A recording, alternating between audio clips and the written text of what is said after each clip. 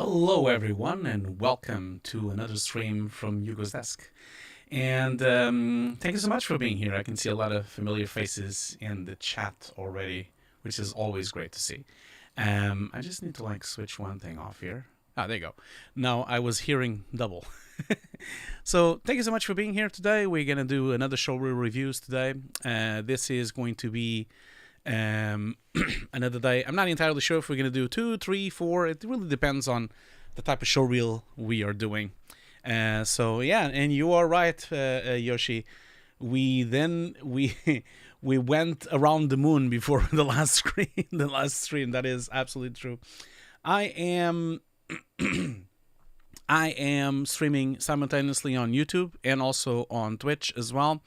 For everyone to know, usually the YouTube stream is usually more lively. There's more people on the chat on the YouTube stream. So if you don't see a lot of people talking on Twitch, it might be that they're on YouTube. But I have both the chats open here on my side. So, okay, cool. So we have a lot of people. I'm being inundated by showreels. This is absolutely amazing that I'm getting so many showreels. I've never gotten so many showreels in this show.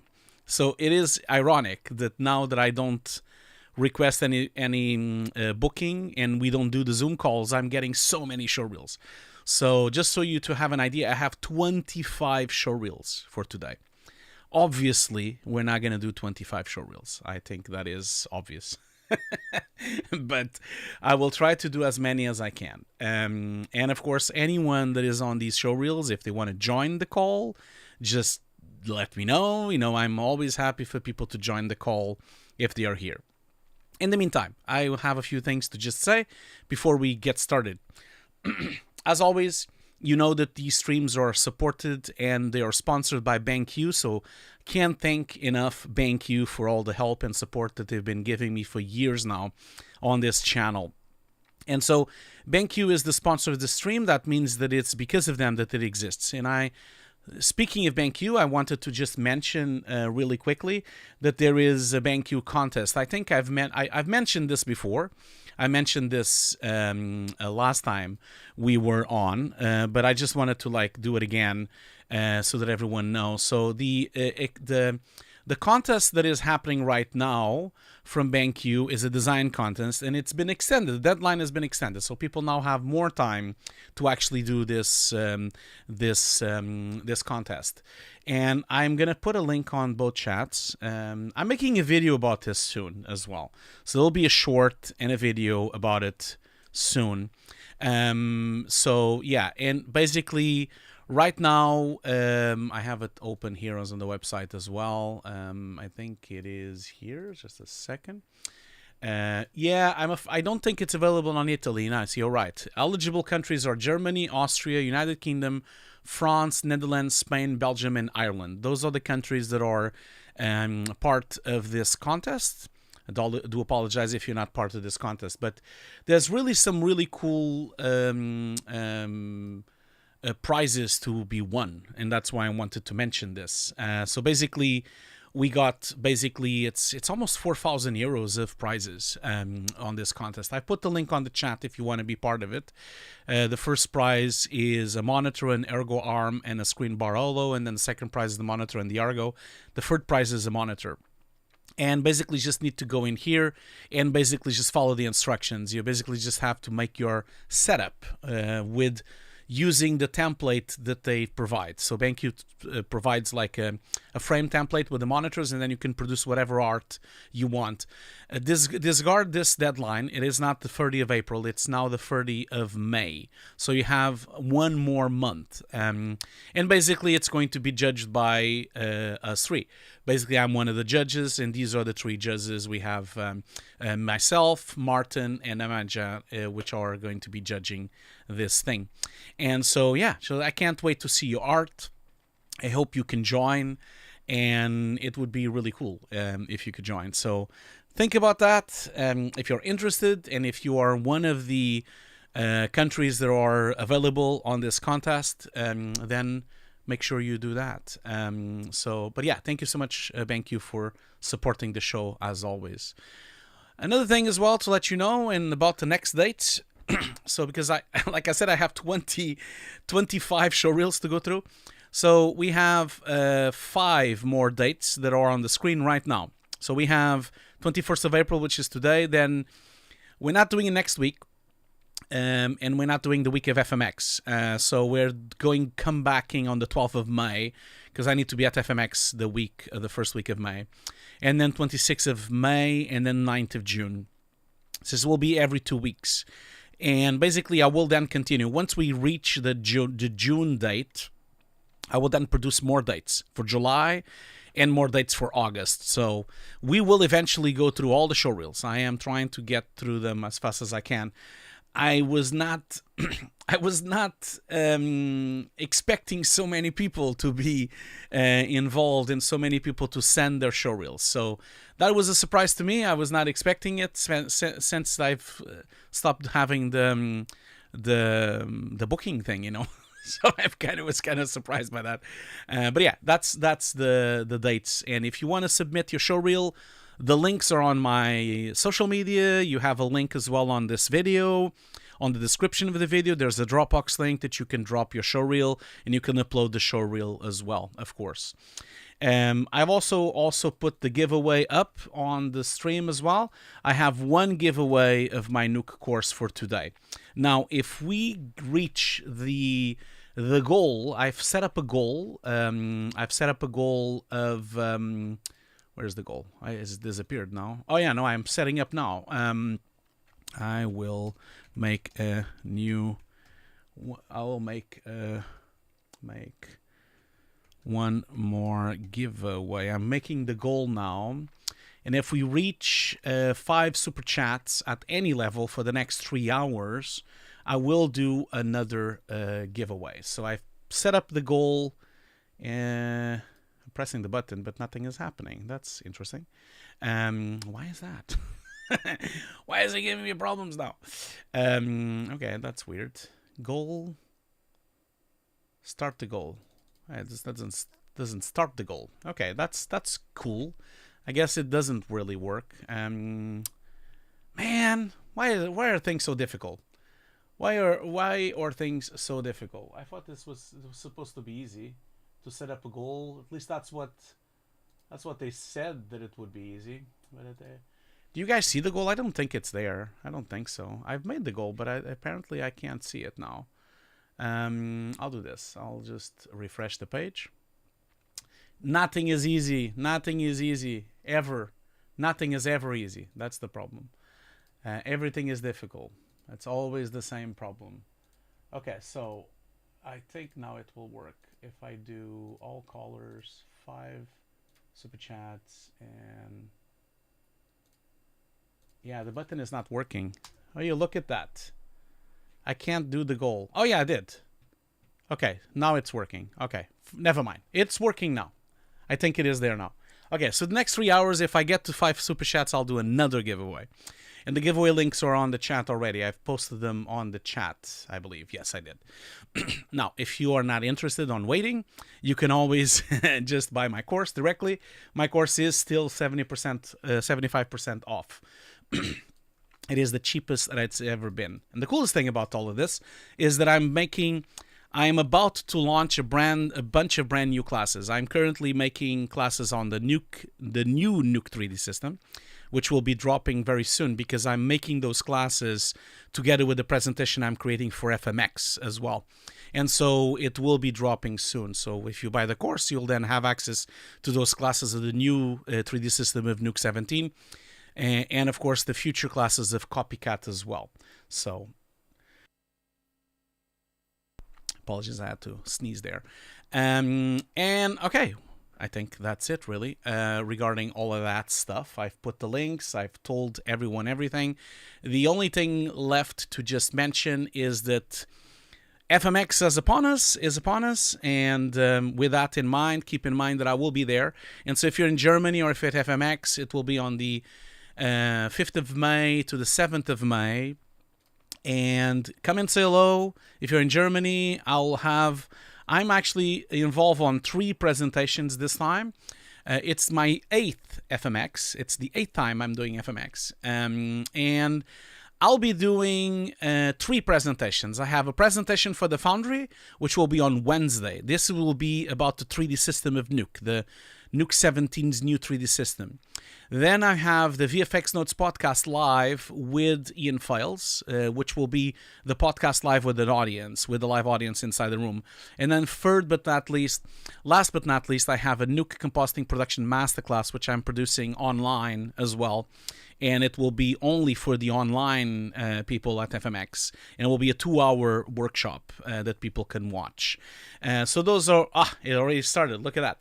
Thank you so much, Miguel, for the super chat. One is already done. Thank you so much. I can't thank you enough for being so supportive of my channel. You did not have to do that, so I can't thank you enough. Thank you so much. So these 3 sessions will be what I will be doing at FMX. Eventually, the first session, I believe, will be on YouTube a few months from now, not now. The second session, by the way, it is going to be the best. This is me and Ian trying to discuss what is the best visual effects shot in history. That's the idea. We're going to try to select a shot. What is the best shot of VFX ever? And it's going to be difficult. And the coolest thing about it is that people on the room are going to vote for it. So we're going to tell everyone what we think should be the best VFX shot in the world. And then it will be a vote there. And then the audience will vote which one it is. And so I can't wait for this. This is going to be awesome. Me and Ian are going to have so much fun with this episode of the VFX Notes podcast. Yeah, I think that's it, really. I think I've promoted everything. I'm so sorry that I'm promoting so many things. Try my best.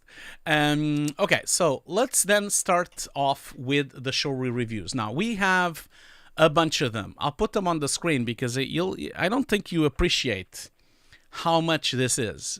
These are all the Showreels I have. Look at that. There are 25 Showreels here. These are all the I know that some are repeated. So, like, for example, I have 3 files from Diego Garcia. So it's not 25. It's like 21 Showreels or something like that. But it is by far the biggest load of Showreels that I've had in a long time. So first up, because I am, like I always say, I'm doing it by order of upload. So basically, first come, first serve. That's the whole point of this. And so the first person to go today is Anton Jasper. That's the first person going. Now, I don't know if they are here. I have no idea. If they are here, let's see. Next reel is from artist Antoine Jasper. So Anton Jasper is the next one going. Cool, man. Thanks, Mood 7876. I'm working on my Showreel. I think it should be running in a few months. And then, yeah, there will be places. I'll be here, man. I'll be always here doing the Showreel reviews. Doesn't matter what happens. I will continue doing Showreel reviews. I don't care about what's happening to the industry. I'll continue supporting artists. I'll continue making Showreels. I'll continue to help people get employment. I will continue to get people recruited. I will continue my saga of making all the artists as best as they can so they have a best shot at getting a great job and landing their dream job. So I will be here, continue doing my Showreel reviews. Don't worry. Don't you worry about that. I will be here. So even if it's only a few months from now, don't worry about it. I will still be here, and I will be here supporting people and trying to help people as much as I can. So, yeah, that's it, really. Okay.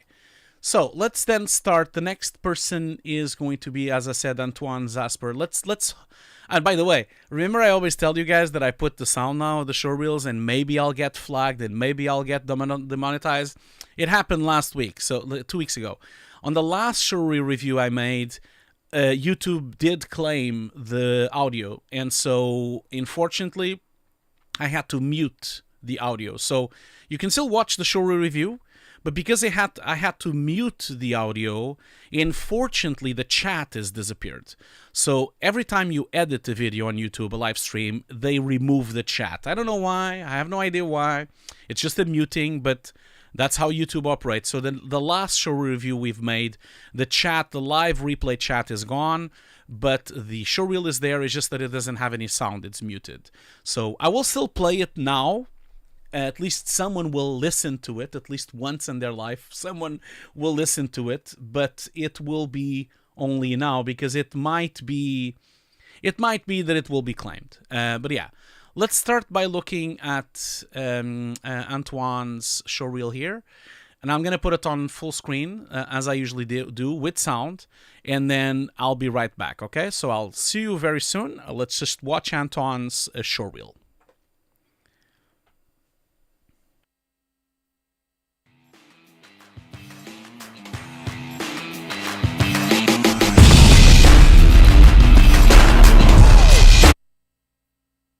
Oh my God, it's so loud.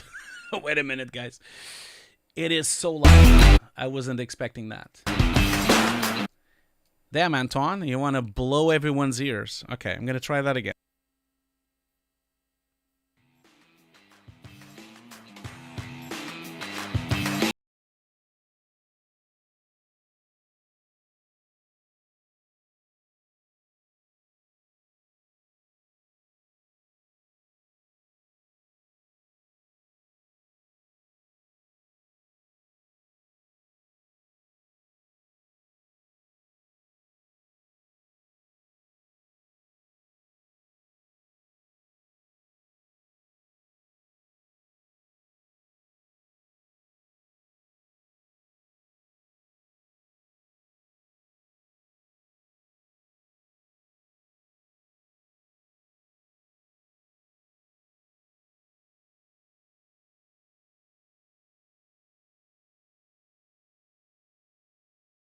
Okay, well, I mean, that is a loud showreel. Damn, the audio was so high. Okay, cool. Well, I mean, as I keep saying on these showreel reviews, this is a production showreel, except the first shot, of course. The first shot is a personal project shot. But I don't believe he's on the chat. I don't think so. And no one said anything. But this is a really good showreel. Now, keep in mind that I think there is not much I can say for this showreel. I'm going to mainly talk about the first shot, because everything else is a production shot, which means, I keep saying this on my showreel reviews, this means that it's been reviewed. They had supervisors, they had lead artists, they had producers, they had compositing leads, they had VFX supervisors, the show's VFX supervisor. Everyone has been involved on this showreel. I am certain that they've checked everything. There is nothing left for me to check. I completely trust my peers, and I'm sure Marvel Studios and everyone working on these companies have checked all these shots. And so, as much as I really appreciate you sending this showreel, Antoine, Antoine, I think it is really good. I have really nothing to say. I mean, what am I going to say about Trickster's work? I mean, I'm sorry. I'm actually on top of the yeah. There we go. I'm top of the titles there. So this is from Trickster. It's from Marvel Studios. I mean, there's nothing I can say about what's going on in these shots. I mean, these shots have been delivered. They've been approved. I have no idea what happened on the production.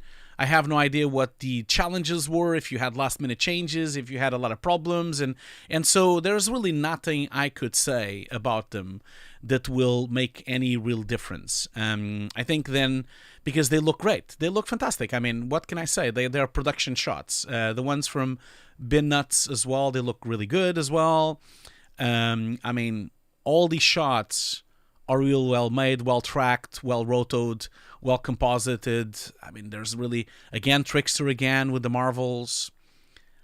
I went to the cinema to see that. So there are 2 personal shots on this project. One thing I would advise you, of course, is that since you have real production shots from Marvel and Trickster, I don't believe you should start with personal projects, because you need to be careful. They are really good, the personal projects, but you need to be careful that recruiters sometimes only watch the first few seconds of the showreel.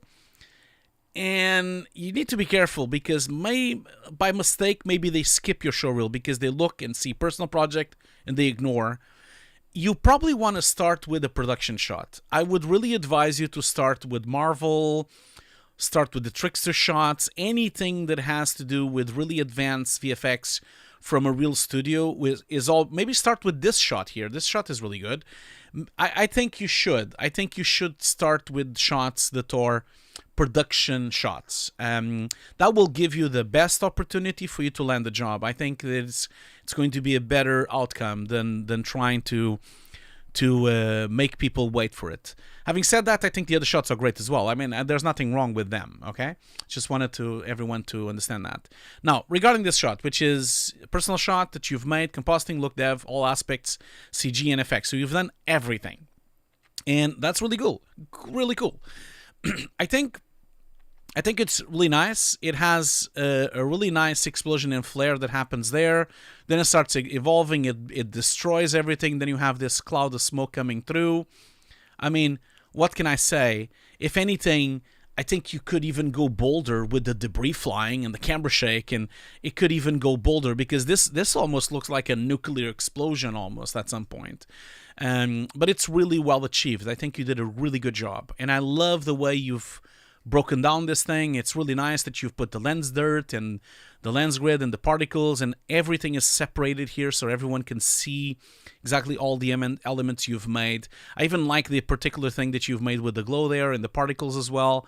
It's really well achieved. I think you did a great job with this shot, especially thinking that it's a personal shot. And because even though it's a personal shot, it kind of looks like a production shot. So you did a really good job with it. I think you did really, really good job. But again, like I said, be careful maybe not starting with this shot because it will give the wrong idea. And then if I jump to the last shot, which is also, not the last, this shot here, which is really nice as well. I think you did a fantastic job with this shot, with the actual eclipse shot. And you've made the whole thing, and it looks very realistic. The only thing that I would comment, and I think it's an artistic thing, it's really up to you if you want to take that comment or not. Normally, these solar flares, the lines that go through the sun, I've seen them before, and they tend to be smaller, I believe. Maybe I'm wrong, but let me just have a look real quick. I think they're actually smaller and more detailed, and they're not as big. Let's see here. Solar flare eclipse. I'm sure you've done this already, but hey. Of course, this is going to be a bunch of AI images, isn't it? Probably, most likely. Yeah, it is. It is a bunch of AI images. I mean, let's just like put real photo. Otherwise, we're never going to leave here.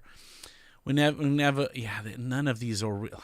God damn it! I hate the fact that we can't look at anything anymore. Can I actually have NASA photos instead? It's so tiring now. Everything is so tiring. Most of these are not real.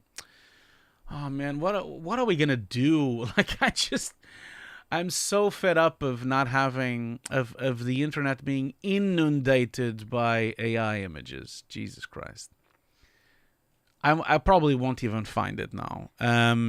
But anyway, it's so infuriating that we just see AI on everything, and there's nothing. I mean, I can't. Okay, maybe this would be a real thing. I hope so. There's a quiet that comes. But is it? Is this the video, or is it just? It's from NASA, so I'm assuming. Oh, but this is a 2-hour long video. Okay. Damn it! I have to wait 2 hours to try to watch this. I don't think we'll see it here. Anyway, doesn't matter. I'm not going to spend more time trying to do this because it's going to take forever. I think I've seen in the past when we used to have real photos everywhere, I think the corona flares would be smaller and more detailed. You would have more of them. I feel like these are too big, and especially because some of them, if we had so many of these big ones, I think there would be too much disruption on Earth as well. So it's yeah.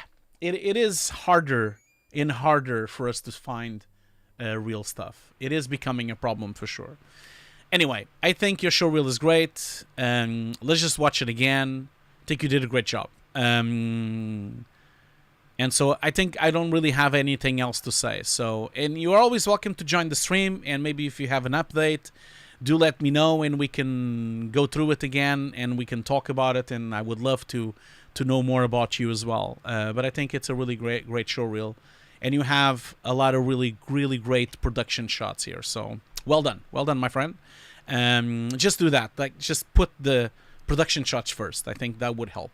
And also, maybe if you can find more shots, you don't have a lot of shots on your showreel. So I'm assuming maybe you're waiting for NDAs, or maybe you're waiting for having permission. So maybe you need to like wait for that, but which I think it's a valid problem and a big problem these days. But yeah, so keep up the good work, and I hope to talk to you someday. I'm gonna basically just jump into the next showreel, since I think this one is pretty much done. So okay, cool.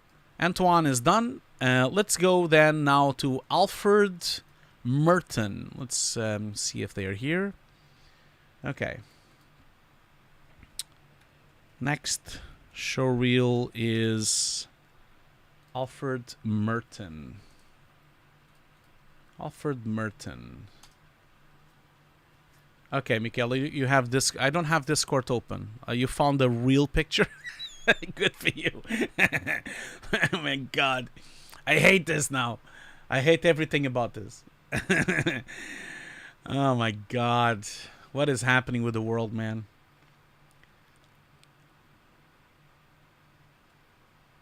Yeah, this is cool, man. Thanks, man. Thanks so much. How do I download this? Damn it. Okay, download this, and then yep. Image save. I'll show it in the second. Let me just give me a second. I'm just downloading the images, so that we can look into them. Okay, where is it? Where is it? Where is it? Where is it? It's here. So I'm going to put the screen up again, and so these are the images you sent me. Yeah, they're very pixelated, but you know, they help that you see a lot of it, and there's a lot more lines. I guess this is probably a very high exposure image that they've made. So I think I still have a point here, because if you look closely, just open up the last showreel, which I've closed already.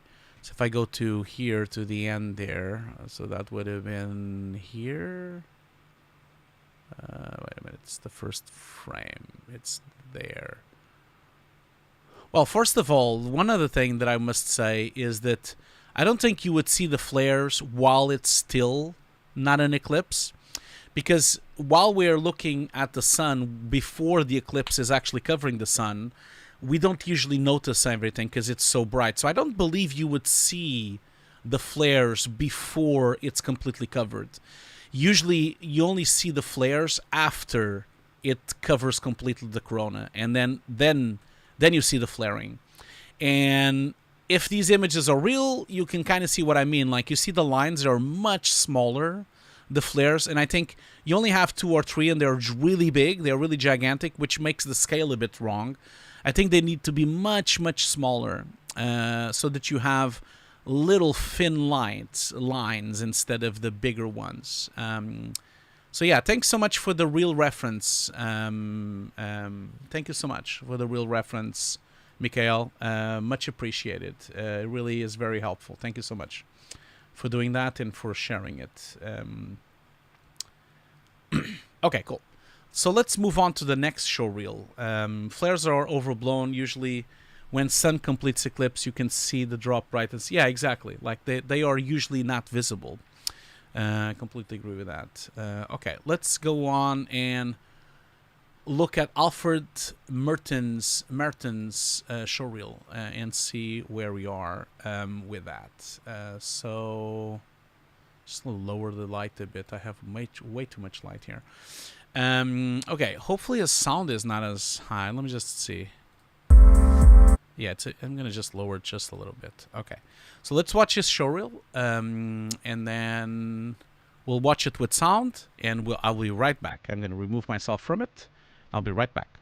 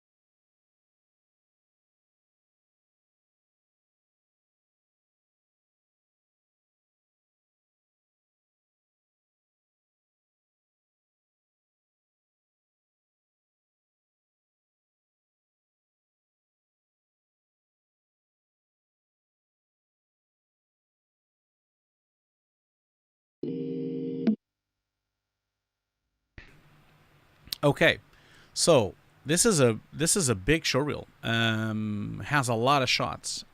So first of all, I think it's a great showreel, but there is a bit of a disparity between shots. Some shots are looking really good, other shots are not as good, and so I think there's a few things that I would say and a few things that I would like to comment before we go through.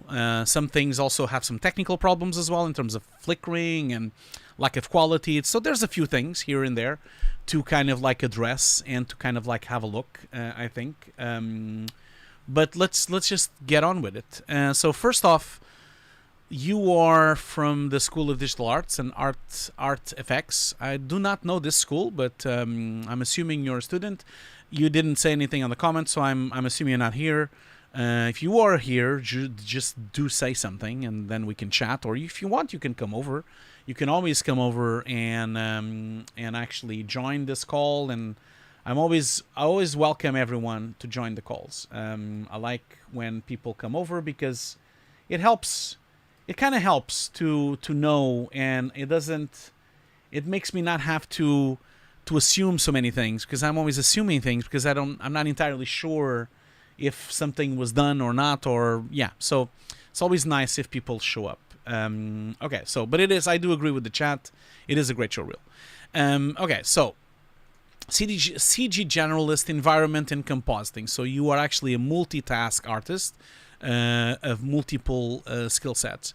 Now, this shot here, as much as I appreciate that you've done a lot of things, it's a full landscape, and it's looking really nice.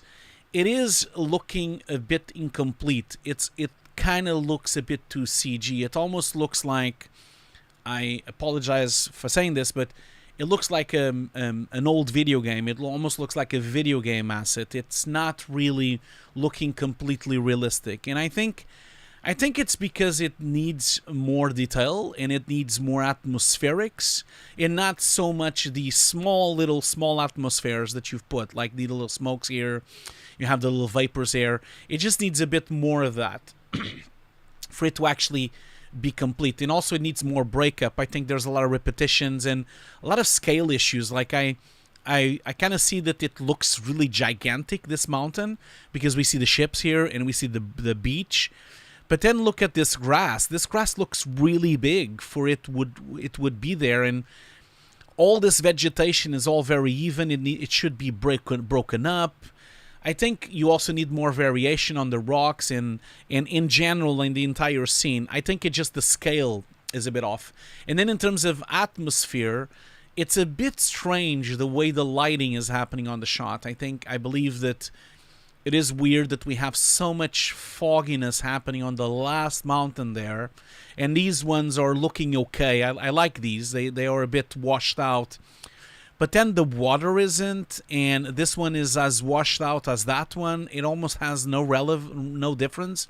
And then the one on the front is completely almost like it doesn't have a transition from the water all the way to it needs more realistic fog transition between them. So you don't have these scattered pieces of fog, but you have a larger fog transition.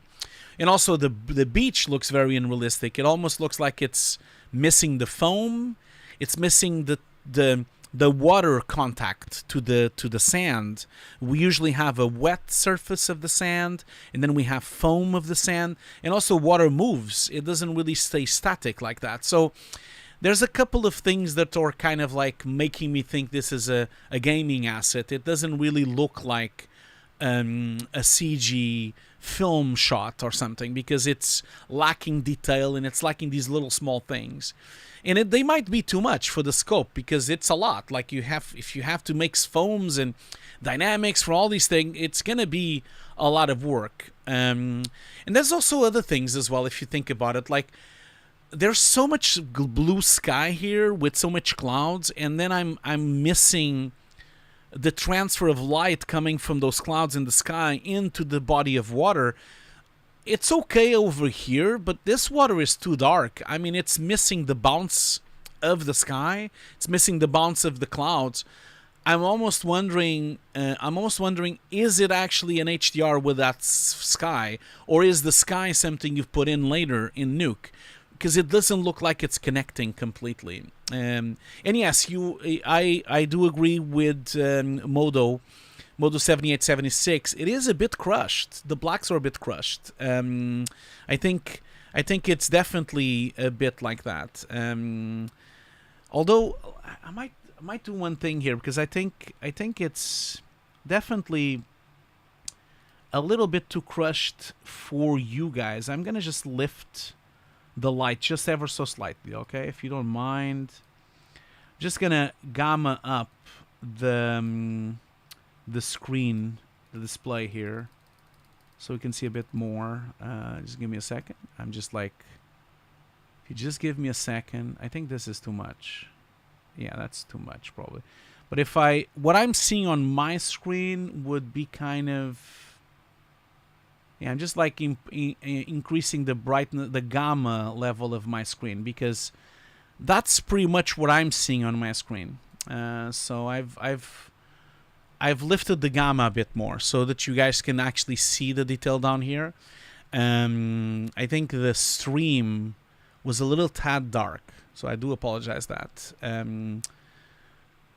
Oh, you don't see any difference? Okay. I think you should be seeing a difference now. I think it has a bit of a delay, so you should see something now. Because if I go in here, where is it? If I go in here and I remove it, see, that's without the gamma correction that I've just applied to my screen. And now this is with the gamma correction that I've applied to the screen. And the reason I'm applying that is because looking at my screen here, I don't believe that the ATN Mini, I need to look into this, because the ATN Mini Extreme, where I'm streaming from, looks to me like it's too dark for what I'm streaming. So I need to look into it. Why is that the case? I believe it's okay on Twitch. On Twitch is okay, I think. But on YouTube, it's too crashed. Yeah, no, Twitch is being controlled by the ATM Mini, but then the YouTube is controlled by OBS. I think the OBS one is the one that I was correct. So the YouTube one would be the correct one, I believe. Yeah, I need to work this out. It's not matching. I don't know why. I have no idea why. It's something strange between YouTube and Twitch. It's crushed. Yeah, I know. The Twitch one is really crushed as well. Yeah, man, I'm okay. Well, I don't know about this. Oh man, everything is a problem, isn't it? It's starting to have color space on between YouTube and Twitch is a bit messy. I can tell you that. It's been a bit messy for a while. Especially because very rarely I manage to get a match. It's very rare that I get a match. So I don't know, man. It's always a problem. There's always a problem somewhere. Why? Yeah, that's even darker. So that's not good. I'm trying to work this out, guys, in real time. I do apologize for that. So it should be.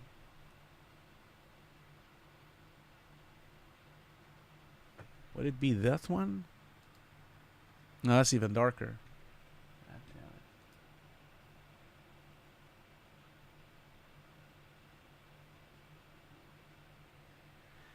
I'm gonna show you what I'm doing, and that's why you're gonna laugh now.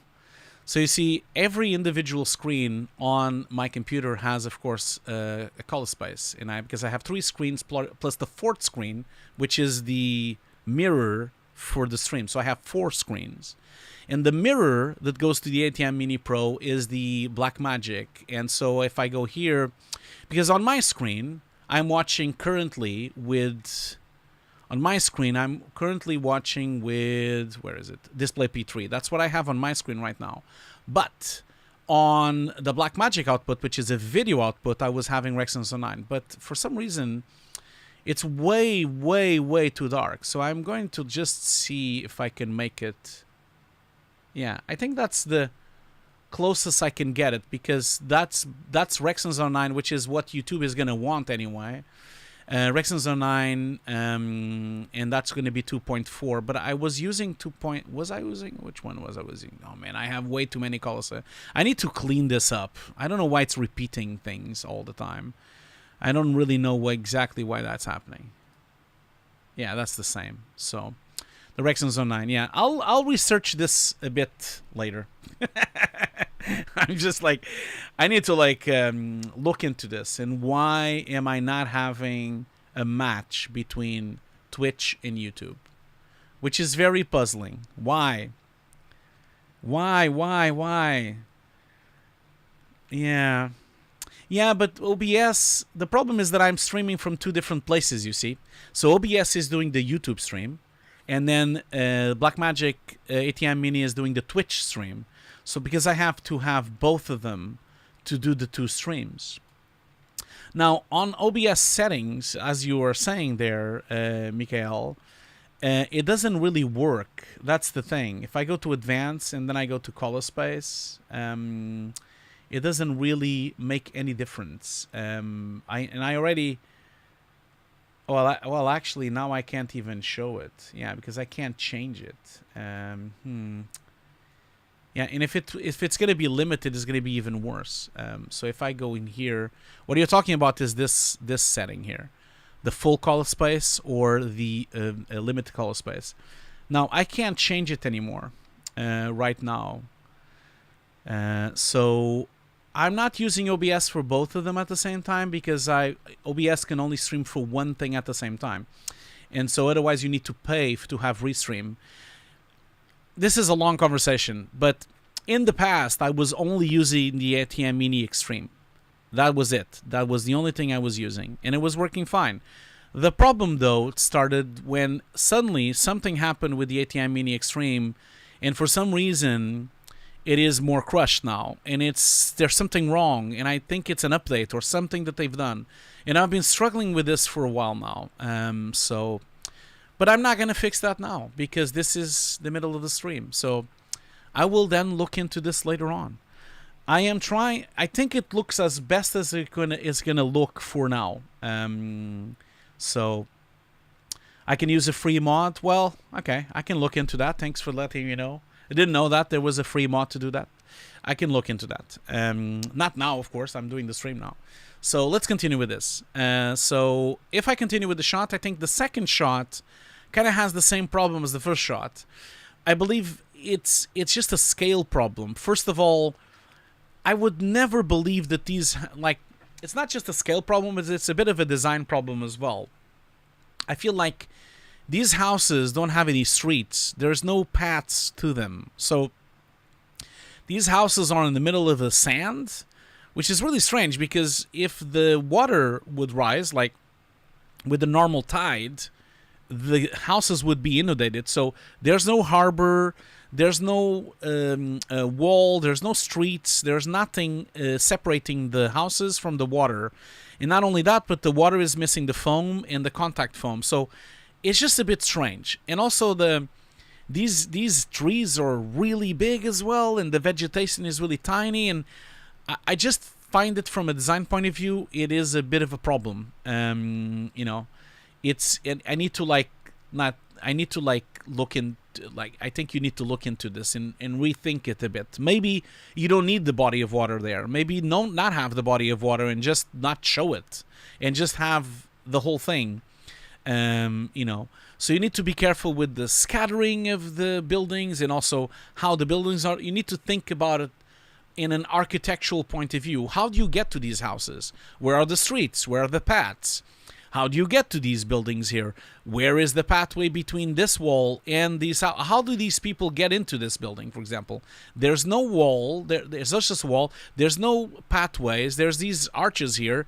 But why don't we have arches here as well? Where is the street between the vegetation? Is this abandoned? Is it been abandoned and the vegetation has taken over the city? There's a lot of things that are just a bit weird with this entire thing. And then also like the way you're putting in the smoke and the fog, it's making it look very small. It's ruining the scale of the scene. I think you need to make either the fog is the whole time there, or you don't have these banks of fog. It's very unusual that you have small little banks of fog like this. I think it's ruining the scale of your scene. So there's quite a lot of things, and also like you're lacking detail on these rocks, and this grass is gigantic. Even if it's trying to be trees, then you need to have different types of vegetations. You need to rethink this entire thing. And then I just think these shots need a bit of a thought through. I think you need to like look into it. And also, this is a wide shot. I wouldn't really think that there would be depth of field going on here. I don't think you would see defocusing happening. I think the same goes for this shot. It makes the scale wrong as well. So you need to look into making it sharper, so it looks a bit more realistic. And yeah, and also like the fly through is so fast. Like, why is it so fast? Is this a jet flying through? Because this looks like an old civilization. Is it like a plane really rushing through this environment? Maybe it needs to be a slower fly through. There's just a lot of things that are screaming at me CG and making me think that I'm looking like at a PS4 game or a PS3 game. You need to be careful with all these little details to make it look like that when we look at this, we believe that it's an actual scene, So that's what I would say. And yeah, Michael has a point as well. The wall on the left is missing textures for sure. This entire wall here is missing textures. It almost looks like it's a blank texture, almost like you've forgotten to put the textures. So I think there's a lot of problems on these shots, on these two shots, and I believe they need fundamental changes for them to actually look realistic and look real. Now, there's nothing wrong with your assets. I think this looks great. You've done a great job with the assets there. They look very simple, of course, and so they would be great game assets. I think for film assets, I think they need more detail. So it depends on where you're giving these assets to. If they're gaming assets, then they're fine. If they're film assets, then you need more detail. You need smaller bump on the textures here, for example, because the scale is wrong. It's too much bump. And maybe put some little marks of the metal as well. Also here, like all this rock is all very one-sided. It doesn't have enough detail. You're basically having a scaling problem with your scenes. I think your texturing is too big, your bump is too big, and then you need to make them all smaller, and then just add detail to things. And this is if you want them to be film assets. If you just want them to be game assets, then they're fine as they are, because they are probably already too much, most likely, if they're going to be gaming assets. But film assets. Game assets, yes.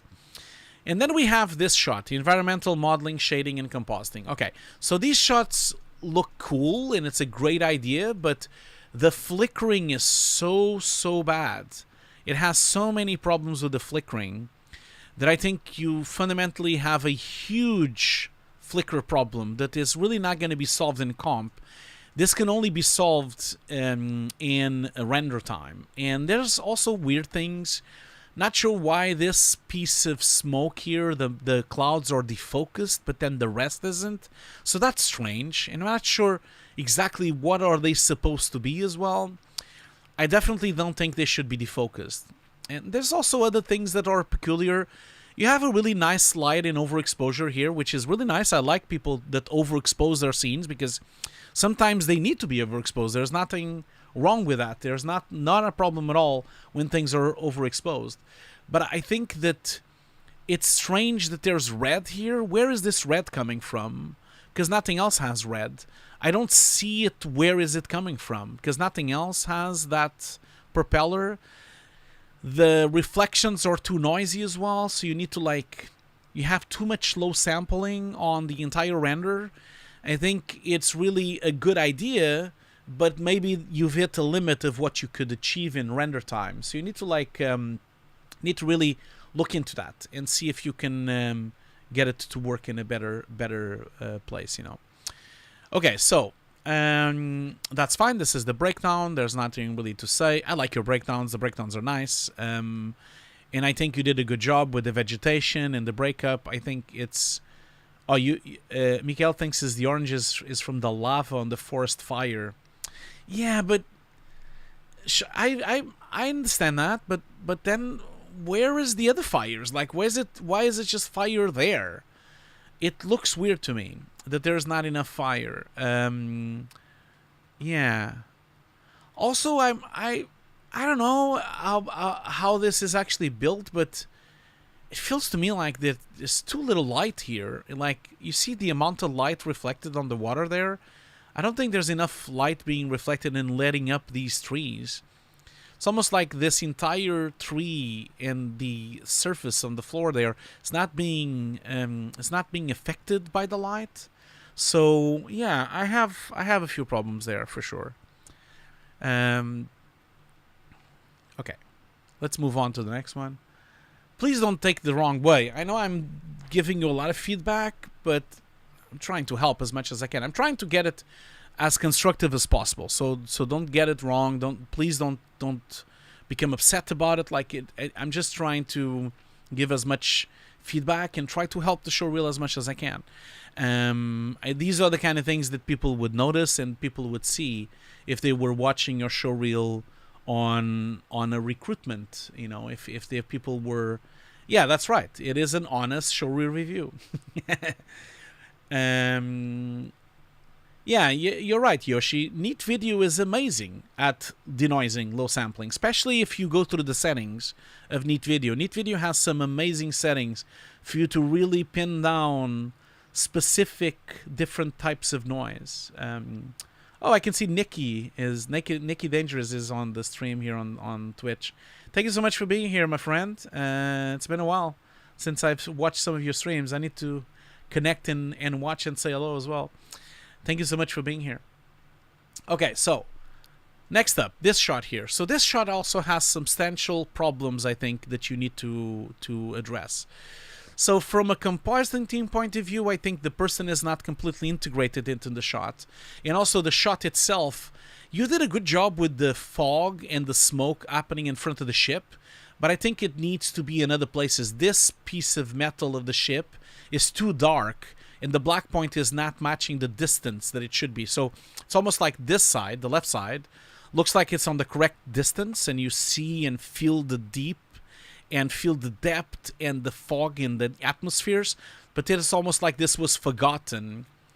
I also need to feel the distance on this side, on the right side. If that's not helping the integration of the person, then this rock needs more detail. This rock is incredibly... the texturings of it just looks very strange. And also I think the I don't know, maybe it's also missing some optical characteristics. Like I'm missing some lens distortion. I'm missing some chromatic aberrations. I'm missing some edge blur on the edge of the... I'm missing some vignetting. I'm basically missing all those characteristics you have on a real lens is missing on the shot. Now, the person itself also is not well integrated. I believe that the black point is wrong into the scene. And also he needs to be more... Because he's been lit in a very strange way. So if you look at... I think you have the original... Yeah, so that's how he... You see, he has a very strong light. He has some shadows. He has some really dark shadows. You can't have so many shadows on him. Because once you put him into the scene, you see the shadows... You see, you did a good job there, but then it just... When you put him in, you see the grade also didn't help you. I think before you put a grade, the shot was looking better. So you need to be careful with your grade. Your grade is a bit too much. But you see, the shadows are really not helping. Because you need to like lift his shadows so that you see more gray and you see more light in him. The bounce light, the regular bounce light of the day scene. Because this is a daytime scene. There would be light bouncing on him, so it would be much brighter, and his dark points wouldn't be this dark. They would be bounced from the floor. The floor reflects the light, and then it bounces up to him. And I understand that it's not there, because when you shot him on set, there was nothing like that. It was just green screen, nothing else. And this is not enough light for it to have a bounce. It's almost like it needed to be shot on set with the light behind him so that you have a bit of bounce light, because this is way too dark. He's almost being shot to be placed on a city landscape or a dark landscape. Your landscape is too bright for the treatment you've put on him. So just address that. You need to integrate him a bit more into the scene. And also there's like a problem with the focusing as well. Like, he's focused, but then this rock is focused and that rock is focused. And so what is the focus here? What f-stop are we running? Are we running an f-stop of 2.8? Are we running an f-stop of 4? Are we running an f-stop of 8? What f-stop is this scene set to? Once you discover the f-stop and you discover the relationship of the depth of field that is supposed to be on this shot, then you need to start considering, should he be defocused? Maybe okay, so if he's sharp and this is an f-stop of 4, then everything else would be more defocused and he will be sharper.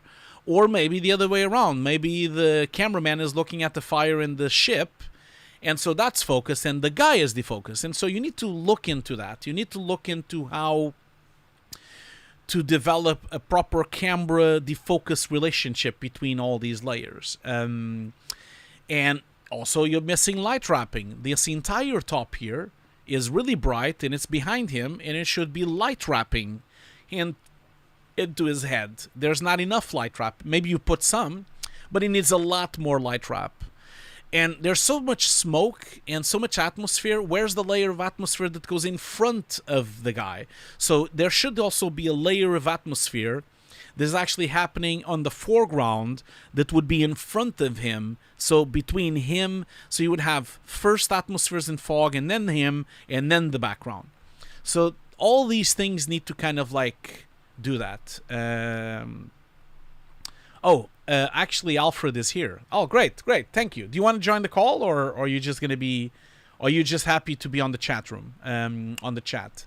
Do let me know if you would like to join as a call. I'm happy to bring you over. So yeah, so the light is supposed to be the fire, not lava. Okay, cool. But then if that's the case, then maybe consider that maybe the other one should have the fire as well. Have you been here from the beginning? Maybe you have been here from the beginning. Not available for a call. Okay. But you've been here from the beginning, maybe that. You also it's weird. It looks so contrasted here in all the shots that you're displaying. Oh, so you're saying that you're watching them much more contrasted than they are supposed to be. Is that the case? Yeah? I think it looks pretty much like my screen. Is it still too contrasted? Okay, well, what kind of QuickTime is this? Let me just have a look. Let me just have a look here.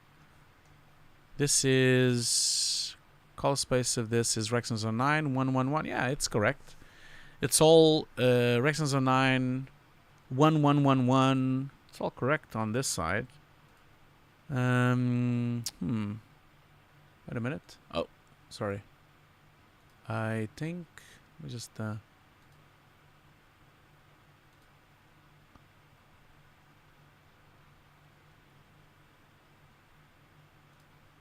yeah.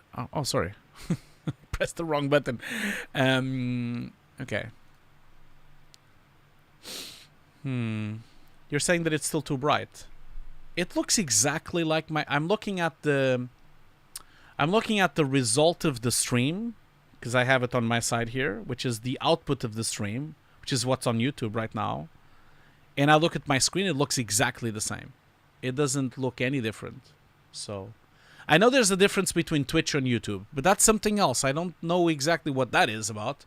I think it's between the encoders, and between YouTube and Twitch there might be differences. But the YouTube stream, which is where you are right now, matches my screen. So I don't know. I'll look into this later. You're making me doubt myself now.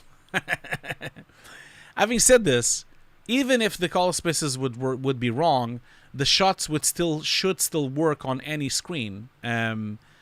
If it doesn't work because there's a little bit more contrasted here or there, then there's a problem with the shot and the black point and the white point of the shot. But again, like I'm saying, please don't take it the wrong way. They are called honest showreel reviews. I'm trying to be as constructive as possible. I believe that there are still things that need to be done to the shot to make it look more realistic. So yes, I always doubt myself, Yoshi, all the time. I doubt myself all the time. Just the other day, I had a massive problem inside of Nuke where I couldn't get it to work. Like, I could not get it to work. In the 3D system, I had a problem, and I was trying, and I was like, man, did I do something wrong? Oh my God, I'm probably doing something wrong. And I just hit my head around it. And then I contacted the foundry at last resort. I was like, man, I don't know what's going on here. And then I discovered that it's a bug. And it's like, all that time, it was just a bug. And I was like hitting my head against the wall, doubting myself, trying to say, oh man, it's probably my fault. I probably did something wrong. And in the end, it was just a bug, and it wasn't my fault at all. So yeah, that happens often. Yeah. Okay. Mikhail, as always, he's always sending me things. Let me just have a look at what Mikhail is sending me here. He's sending me stuff on Discord. I don't have Discord open. Okay, so you have it. Yeah, I know there's difference between both. That I know. Because I've been struggling with Twitch and YouTube for a while. Trying to match them. It's been a challenge, I tell you. So this is what Mikhail just sent me. These are the differences between... So you see, that's Twitch and that's YouTube. So YouTube is brighter than the Twitch stream. I have no idea why.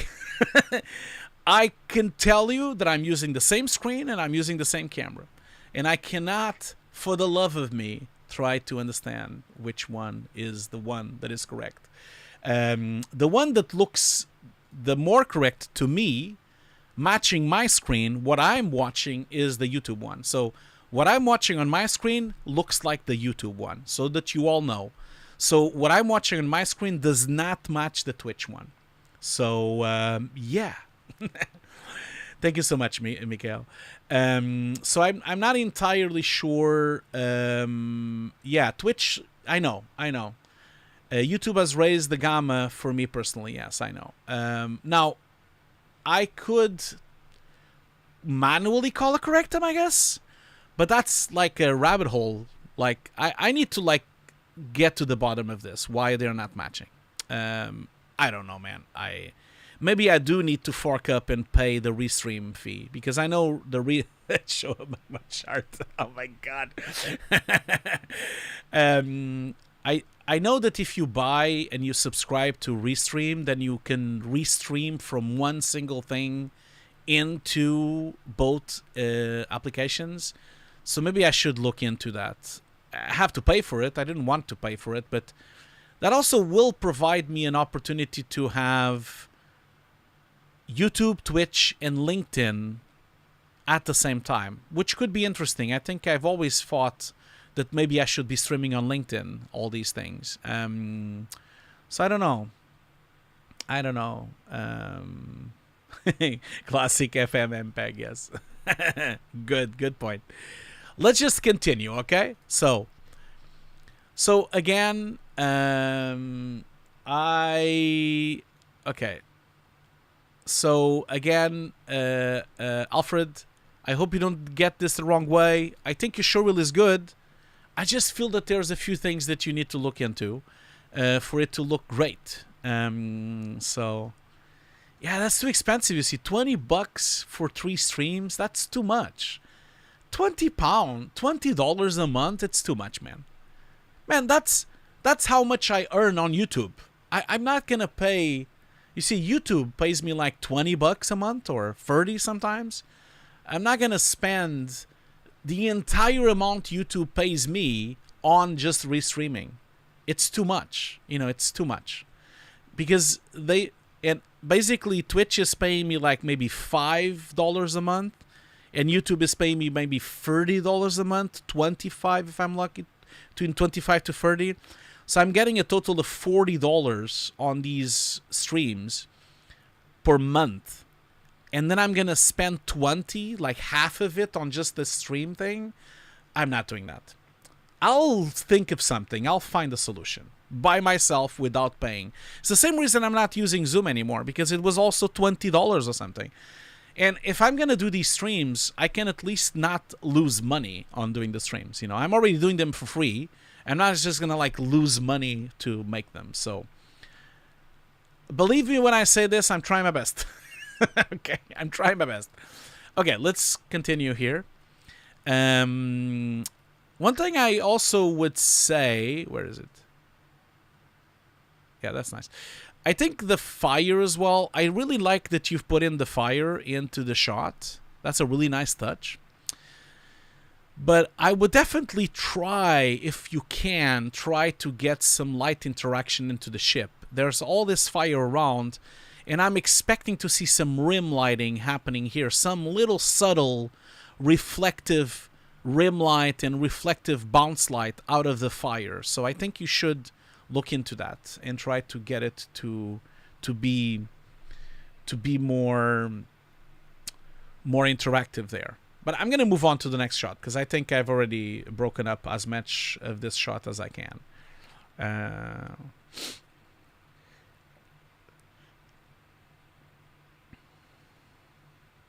Back to the review, yes. If this continues to be a problem, I'll just skip Twitch altogether and just have it on YouTube, and that's it. But I will give it a go. Back to the review, please, yes. Okay, so, because I want to do a break as well. Okay, so this shot here, this looks really nice. I really don't have much to say. This looks a really nice stylized animation that you've made here. Really cool background, really cool shader that you've made, the cartoonish, like hand-drawn shader, and I really love the hand-painted shading that you have on the TV as well. This is really nice. I really like this a lot, and so I don't really have much to say. I think the design looks great, the compositing looks great, the vines look great as well. It looks very stylish. The style is really nice. This is your best shot so far. It's really nice. It's a really nice shot. Very well achieved. So I love that it's a Panasonic TV. That is pretty cool. So yeah, well done. This is really nice. I think you did a really great job. Yoshi is saying, no, I won't stop the Twitch. I will try my best to get this to work. So yeah, I really don't have anything to say about this shot. I think you did a fantastic job, and I like the whole thing. If you want to put a few, it's very stylized, so it doesn't need to have that. But if you would like to make it a bit more realistic, if you would like, you could think about maybe some light wrapping. That could maybe potentially even make the shot even better. That could be one way to do it. But you don't have to. This is a very stylized shot. But I think maybe a little bit of light wrapping could be cool. Maybe even a little bit of depth of field could also maybe experiment with that and see if it looks better. It doesn't need it, but maybe have a look and see if you like it. It's definitely really nice, and I can see that you've been celebrating it because it's the Rookies Film of the Year. So congratulations on that. Great achievement. Definitely, since it's your best shot, it should be on the beginning of the showreel. You should be starting with this shot and not the other ones. Oh, that's a loaded question on YouTube. Godai is saying, how much impact has ComfyUI on compositing? Yeah, well, it has some. There's a lot of courses on ComfyUI with Nuke, and a lot of companies are using ComfyUI or trying to use ComfyUI. Nothing is settled yet. There's no real standard yet, so it's up in the air, I would say. For me, in my personal view, I think it's something you need to look into, but there's really not an AI pipeline just yet. You know, you have grid tape with the Foundry, you have ComfyUI. I mean, then you have Bipple. Like, there's a bunch of them that are looking like they could be contenders for a VFX pipeline, but it's still a bit too early to know because most shots are still made in Nuke and still made with CG and still made with compositing. And very little of it is actually being made by generative AI. because there's so many questions on it, and there's so many problems, and there's also many legal ramifications. So it's not as easy as everyone thinks, I think. That would be what I would say. It's still with the artist very much, yes, Yoshi. Okay, so this shot here. This shot is also really cool. I like what you've done there. So it's I would say that maybe it's a bit too defocused. There's something going on with the motion blur. I think maybe there's something, because you see, when you see it here, that looks better. When you actually comp it and finish the comp, everything is looking good. And then at some moment, you see that depth of field thing that you put in.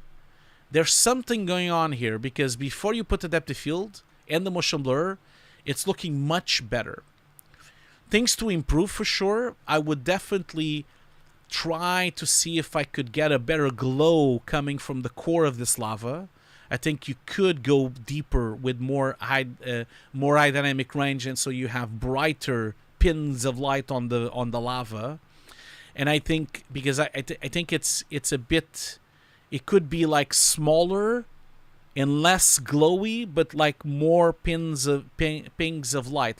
The same goes for all the lights up here as well. They need to like be smaller, but with more pings of light. But I think my biggest concern with this shot is really this depth of field motion blur blurriness, which is looking really strange. It almost looks like it's giving a layer of Vaseline on the lens. Everything is super dark and super blurry, and it looks to me that there's something wrong. But the shot looks really cool. I think it would be nice if you could look into this and see if your depth of field, maybe the depth pass is not correctly fitted into the depth of field, or maybe your focus point is not, because you're maybe focusing on the ship, but the ship is motion blurred, so, and then everything else is focused. Maybe it's too defocused. Think about the f-stop of how this shot would be done. I think maybe that would be it. I think it's too much, and it becomes too blurry. Nothing is sharp. You see, look at the shot I have in this frame right now that we have on screen. There's not a single thing sharp. And there should be something sharp. There should be something in focus. Maybe either this, whatever this thing is, either that or the ship or something should be in focus. And it almost looks like, and then it kind of like goes away. You see, at the end of the shot, this is looking so much better at the end here. This looks so much better now. Also, I think your mountains on the back there, they really could have more atmosphere. I think more light wrapping and more atmosphere, so that they'd look like they're more far away. The black level here is almost the same as the one interior of the cave, and so you need to like give more distance into those back mountains, I think. So yeah, I think that would help the shot.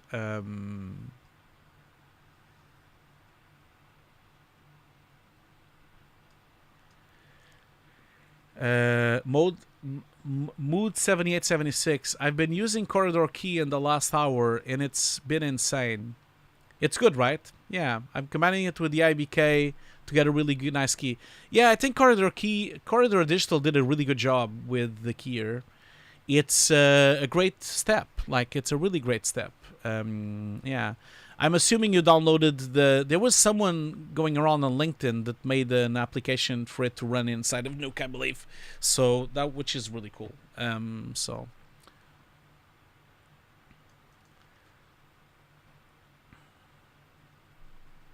Okay, let's move on to this then.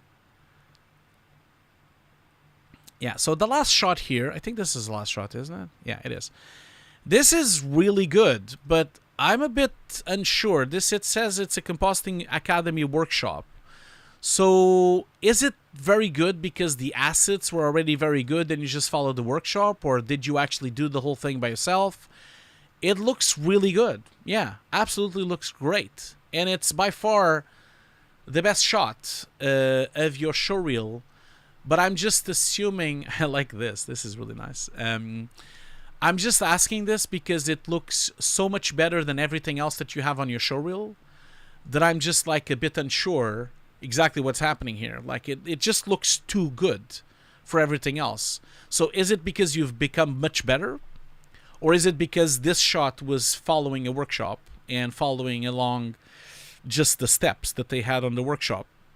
I'm asking this, just being honest here. If it's this good, and if you've improved so much, then maybe consider putting this as your first shot, because it looks so much better than everything else that you've had on your showreel. By far, I think by far this is, considering the look of it, it looks like the best shot you have. And then the second best shot you have would be the robot, for sure. The first best shot you have is the ship, although I think you need to fix the depth of field thing. And then the fourth best shot you have would be this, if you could fix some of the issues you have.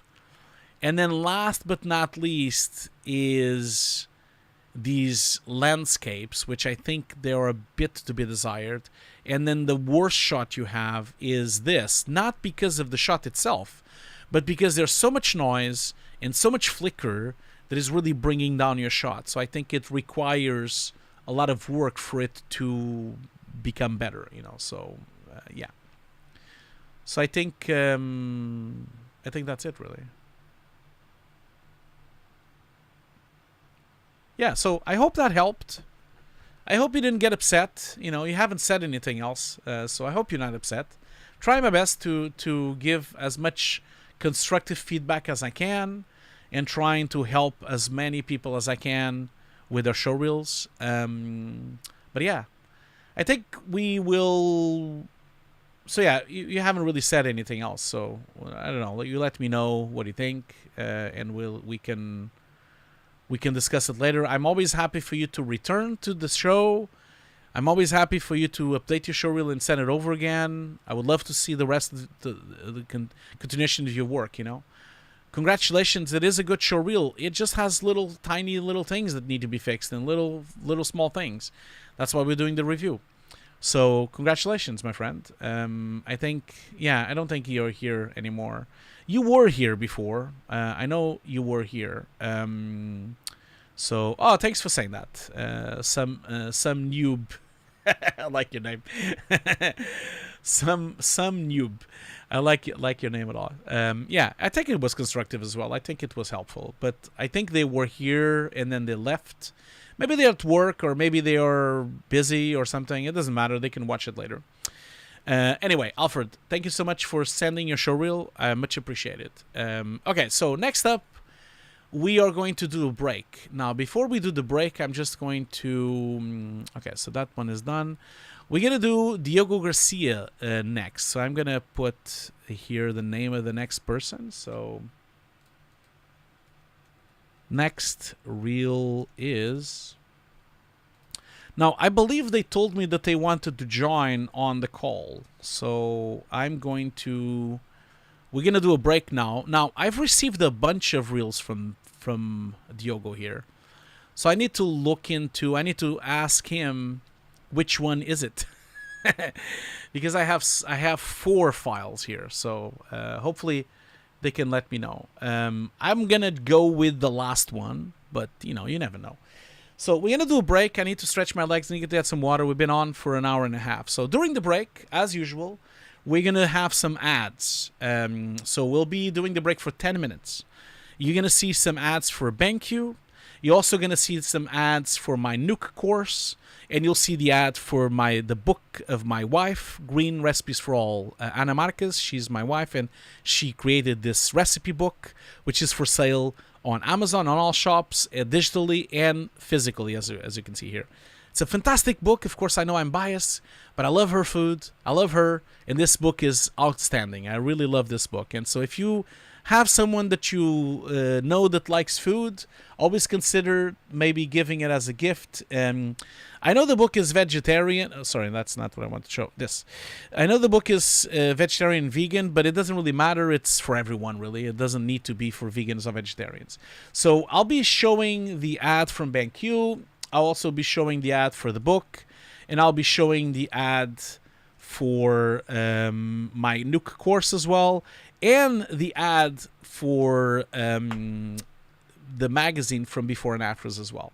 So exactly 10 minutes, put a timer up, and drink some water, stretch your legs, be sure to do that, and I'll see you all very soon in exactly 10 minutes, okay?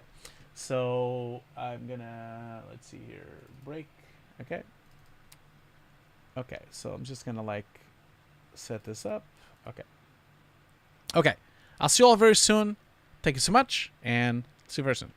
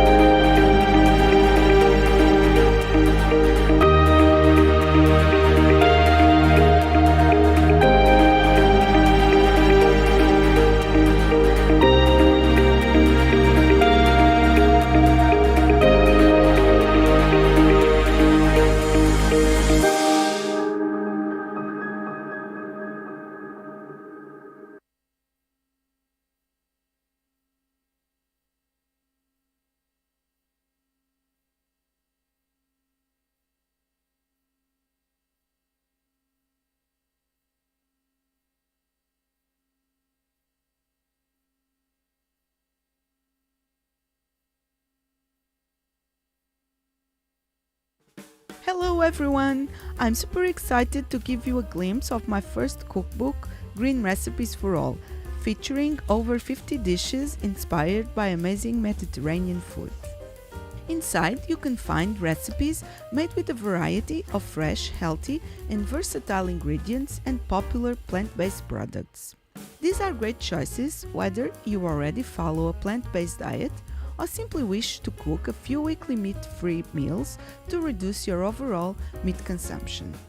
In the book, you'll find a wide range of new and exclusive recipes, from soups and big salads to main courses and desserts, as well as some of the most popular recipes here on my channel, such as the perfectly cooked non-stick rice or the tabbouleh-style bulgur and mixed bean salad. Not forgetting a new version of the delicious tofu chocolate mousse. So, if you'd like to have a look at my book and try some of the recipes, just visit any Amazon marketplace and order a copy, which is available in hardcover, paperback, or digital formats. Hope you enjoyed the book, have fun cooking, and see you next time.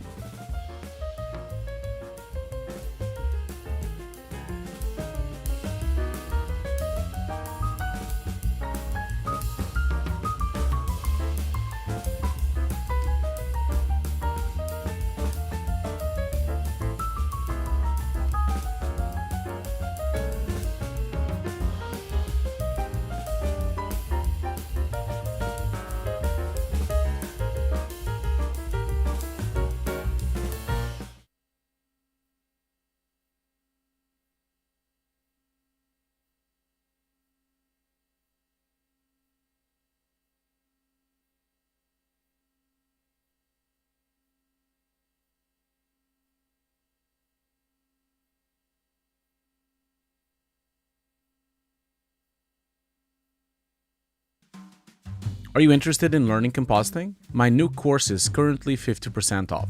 Join today to have access to 150 pre-recorded classes, 50 hours of training, using real production assets covering industry standard techniques, with over 200 gigs of showreel material, and access to a private Discord channel with over 2,300 students. This course is endorsed by Foundry and has access to a Foundry student license paid separately. Join today at hugosdesk.myshopify.com.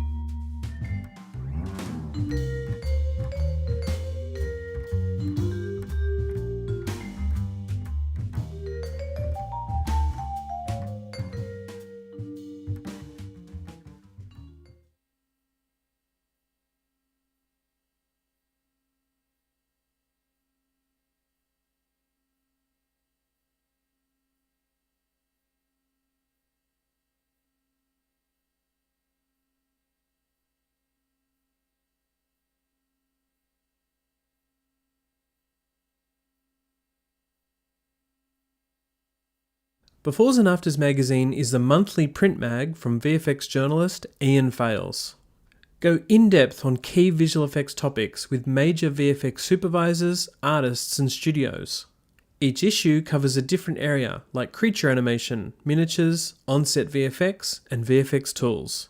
Find your copy at beforesandafters.com/magazine.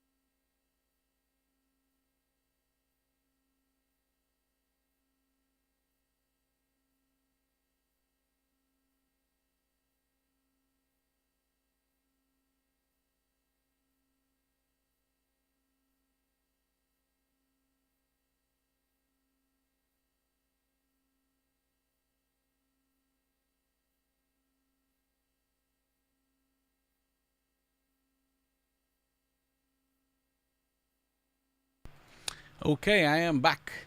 Apologies for the delay. I was just setting up the call for the next contestant. So, but before I do that, it's really warm in London, and so I have my moment at the Green Cola. Again, I keep saying this, not a sponsor. They are not a sponsor. Maybe someday they will be. I hope so. Maybe someday. For now, I'm just going to let you know that it's really good. It's really good, and it doesn't harm your teeth.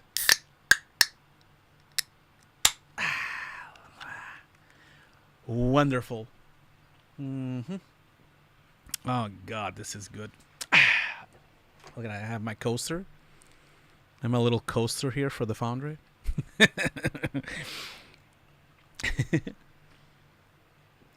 Okay, the next contester, Diogo Garcia, is actually going to be joining the call. This is a bit of a retro moment. Like, we don't often have people joining the calls, which is great. We'll see. And, okay, so I'm going to make a new meeting here, and I'm going to bring them in. Okay, so start new meeting. Okay. Yes. You can do it. Okay, so Google meeting. Okay, that's the link, Diogo. I'm talking with Diogo in LinkedIn. So if you could just bear with me and join that call, then we can get this thing going. So let's just do that. No, they have not reached out because they don't know anything about me. They don't know me. That's the thing, Like, they will never know me. Why would they know me? So, Diogo, whenever you're ready, go for it. Okay, so just... okay, yep. Okay, can you hear me, Diogo? Yes. Great, Hello. great. So... Okay. I don't know if you've seen these streams before, but I while we're doing this review, I will have to shut down my camera, so you won't see me. Is that okay? Yeah, no problem. Okay, cool. So unfortunately, I can't stream at the same time. I have not found the solution. I did find the solution temporarily, but then I lost the solution again. So I had it at some point. So Diogo, thank you so much for joining the call, and I guess I'm gonna show your showreel with sound for everyone to know, and then we can talk and you can introduce yourself. But I have a bunch of files from you. So would it be the last one you sent today? Is that the one we should be looking at? Yeah. By the way, sorry for that. I've been updating it. No, Yeah. it's not a problem. Not a problem. About Don't it. apologize. That's good. It's good that you're updating it. That's good news. So I will open up then Real 2026 version 4, which is the one you've uploaded this evening, this night. Okay. Yeah. So I'll upload that. Yeah, Okay. So we'll talk in a second. I'm just going to show the show reels for people to watch it. Okay. I'll be right back.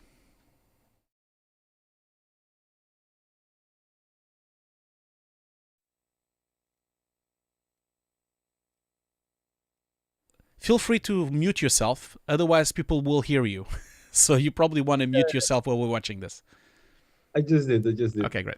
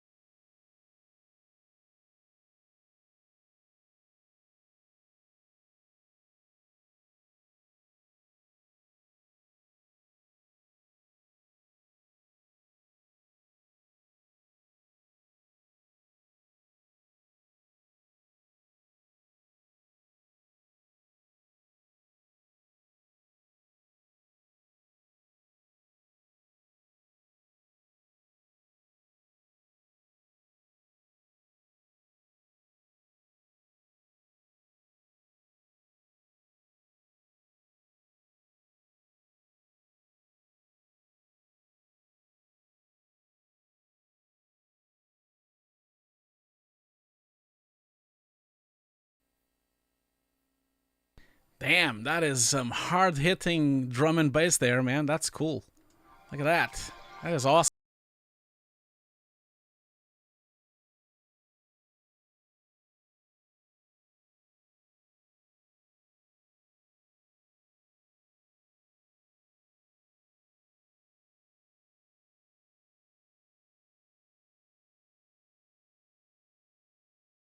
It's really cool, man. Nice soundtrack. Thank you. Royalty free, by the way. Oh, that's good. That's good. Hey, you never know. You know, the last person told me that it was still tagged on YouTube. So the last person that told me, "Oh, don't worry, it's royalty free. It's free," and then YouTube made a claim anyway. And so it's okay if they make a claim. I'll mute the soundtrack. It's not a problem.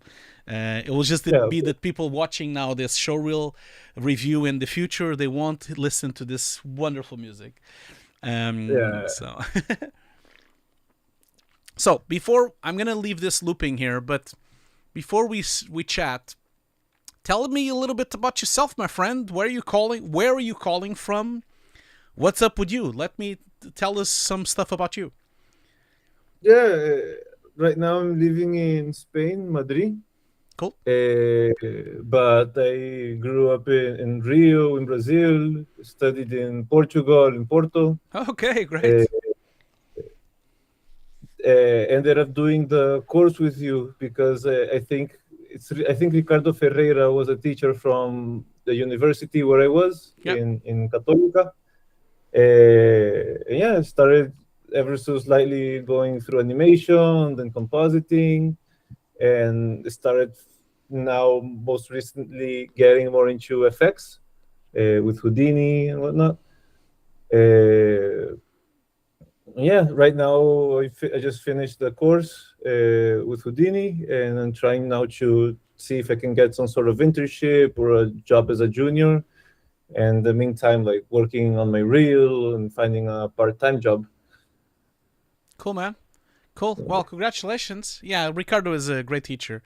We're longtime friends, and he was also, as you know, he's also part of the course as well. He's one of the teachers, and that's wonderful. That's wonderful. I was just in Madrid like about a month ago. I was there with my wife. Me and Anna went to Madrid to visit some museums. We were there for like a week or so to see some exhibitions. It was fantastic. Yeah, it was really great. Really, really hot. It was really warm. It was really nice. In these days, it's very warm as well. Yeah, exactly. But yeah, and then it's nice that you've been in Porto. I know a lot of people on the audience probably don't know, but I was born in Porto. That's my hometown. That's my hometown originally. Nice. Yeah. I was born in Porto, and so you said that you were from Brazil. So where from Brazil are you? From Rio. Oh, cool, man. Cool. I've also been in Rio as well once. Nice. Yeah, about 12 years ago or something. I was there doing some Foundry talks and some keynotes. I did São Paulo first, and then I did Rio. So we did 2 cities, and we did a few keynotes and presentations in different companies, and it was wonderful. I was still at the mill at the time. Like this would have been 13 years ago. It was wonderful. We were on the hotel when we were in Rio was just in front of the beach. You know, it was really in Copacabana. It was like right in the front. Yeah. That's beautiful there. I love it there. It's beautiful. It's like a postcard. It's really beautiful. I was really blown away. And I went all the way up to the Christ as well. And I went there and saw the views as well. Did a nice 360 up there. It was great. I really enjoyed it. Cool, man. Okay, so your Showreel is great, man. You have a lot of stuff here. So let's start from the beginning. I'm going to share my screen with you because the stream is so delayed that... Yeah, I noticed. Yeah, if you want to see my mouse moving around things, you probably want to watch it through here. Okay. So I'm assuming you can see my screen. Do you see my screen? Yes. Okay, great. And you see my mouse, right? Yeah. Okay, great. So, let's start from the beginning. And so first shot here. So, before I even start, like you're doing this now, this Houdini course. Is that what you want to do? You want to become an effects artist? Is that your objective? Yeah, it's where I mostly aim. Although I started noticing that I really like taking the effects and treating it. Like my baby's been kind of hard when I have to collaborate to hand off what I've done, especially because I like the workflow of knowing how I'm going to composite and building the shot that way. Yeah. So yeah, ideally, dream job would be to like work on effects and composite them. Yeah. But I know it's not always the case, so I'm like aiming for both sides, trying to get Yeah. have some carinho, some care for my for my shots in compositing to try to also open up more opportunities. But Yeah. because FX is being quite hard over here, from what I've been told, not so many openings. But yeah, I would say that FX is what I'm most passionate about.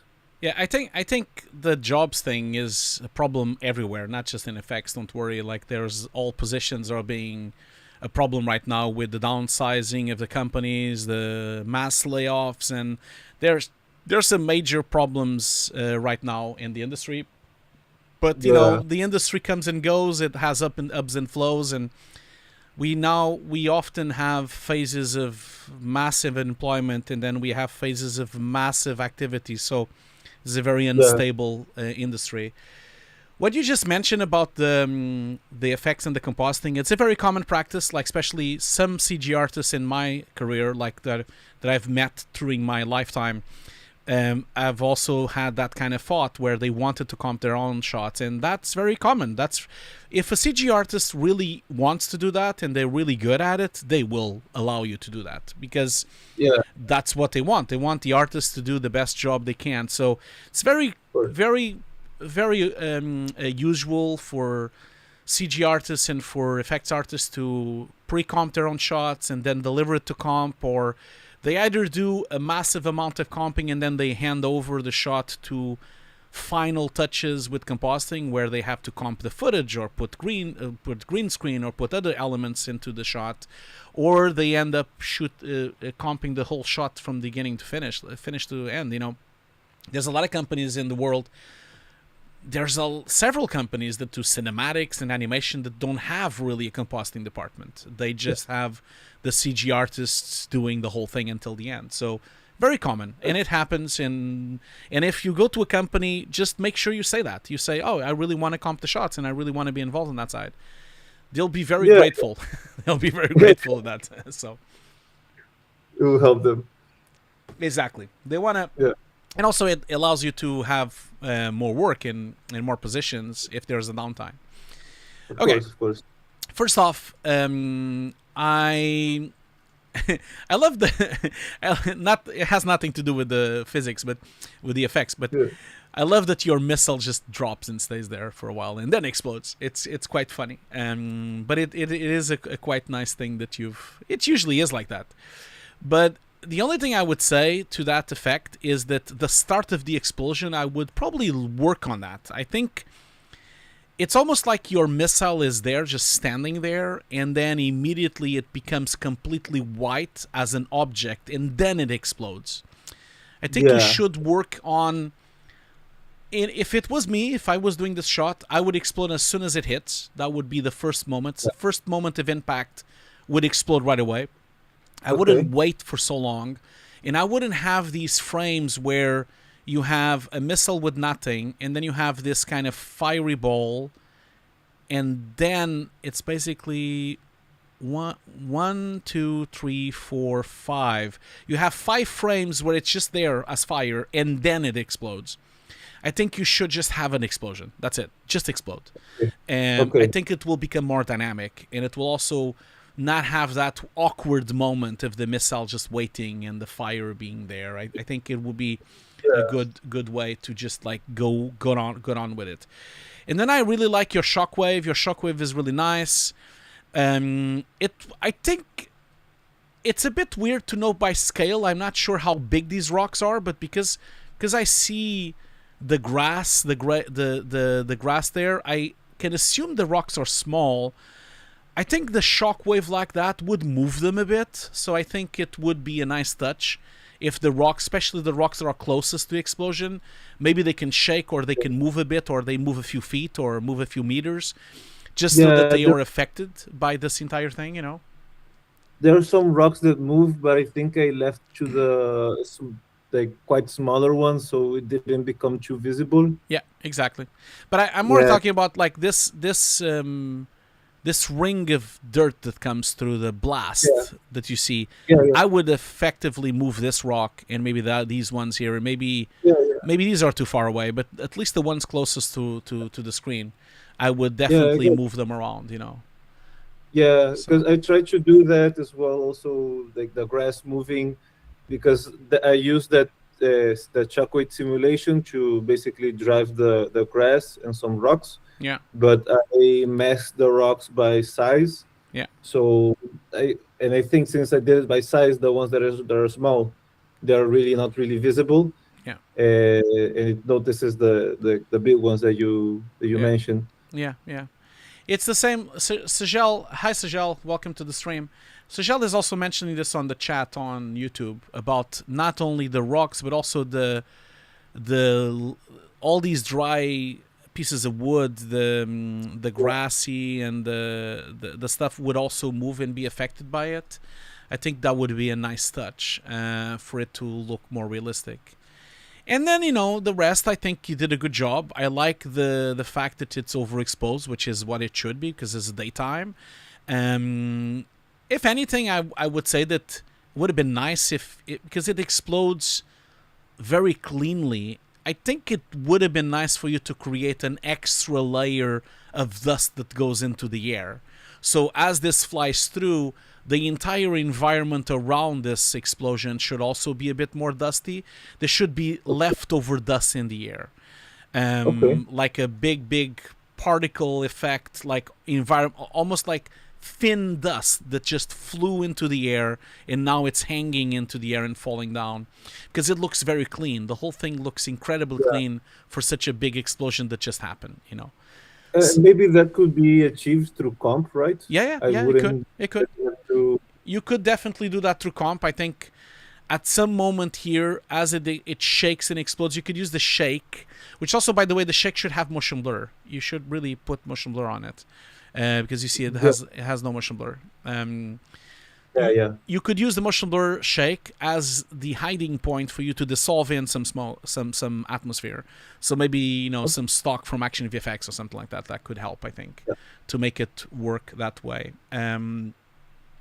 Someone on the chat, some newbie on Twitch is saying that missile is too small for the payload.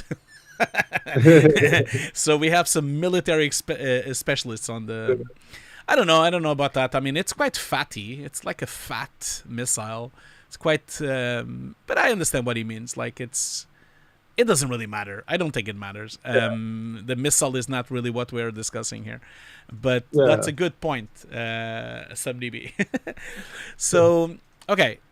So that's what the stuff I would say. I think that there's a lot of comments going through the chat here. But regarding the explosion, let's see here. Let's see here. Soft, then again, depend. Shockwave would blow up some rocks. Yeah, that's true. I've already mentioned that. I've had a flash to the explosion, shockwave in the air. That's a really good point, actually. I think a flash would be nice as well, because the first moment of explosion could probably flash more. That's also something maybe achievable in comp, but also it might require that moment of flashing, which is the first explosion. It almost looks like it's needs to be stronger, the lighting, I think, on that, and then it flashes in. Cool. Okay, let's move on to the next one. Okay, so this is your terrain building here. That's really nice. I really like your breakdown of that, and then showing the different layers. It's a really nice little breakdown that you've made there. That's cool. Okay, let's get to the next one. So you have this soft body, which looks really nice. So is this for a commercial or was it a personal job? What's going on here? It was my first experiment with Houdini. Okay, cool. I opened up. I tried a few things. Started messing around with Vellum and cooked that before the course. Okay. Started doing the course.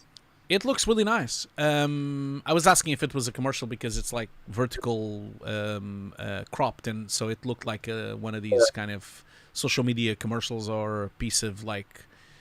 I've done so much in the past when I started my career. I did so many medical animations for corporate companies, so it kind of looked like that. But this is really nice. You don't have a breakdown, but it's nice achieved. The only thing that I would say from a compositing point of view, it's peculiar that the little glass thing that is going to suck this thing up, it's so defocused, and since the surface, the soft body, is so sharp, so I would think that this has too much defocus. But it's a really nice thing.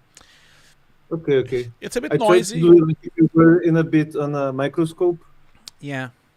It was a bit of the But there's something wrong with the depth of field anyway, because you see here these little particles that are flying through the air, they then get sharp as the thing is near, and then it goes blurry again. So you have some kind of depth of field problem.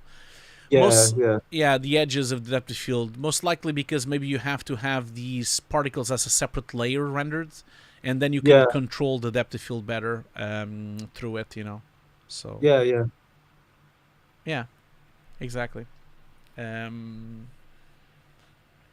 Okay. Sajal is also mentioning he's leaving a lot of messages on YouTube, so maybe you can look at it later as well if you want to. Keeping in mind that maybe you should look at it today, because if I do end up muting, I mentioned this before on my stream, when I have to mute the sound of a showreel for some reason, because that's considered an edit to the live stream, whenever you do any edit whatsoever, either muting the sound or putting a blur box or anything on YouTube, it removes the live stream, the live chat. So you'll never be able to read the live chat ever again. Because normally if I don't edit anything, you can then watch the live chat again, but sometimes you can't. So maybe read it. Yeah. But he's talking, Sajal is, so go for it. I just open it now, put it to the side. Exactly. Yeah, exactly. Sajal is saying he's definitely more resolution on all the sims throughout directly relates to the computer power of it. Yeah, it's probably.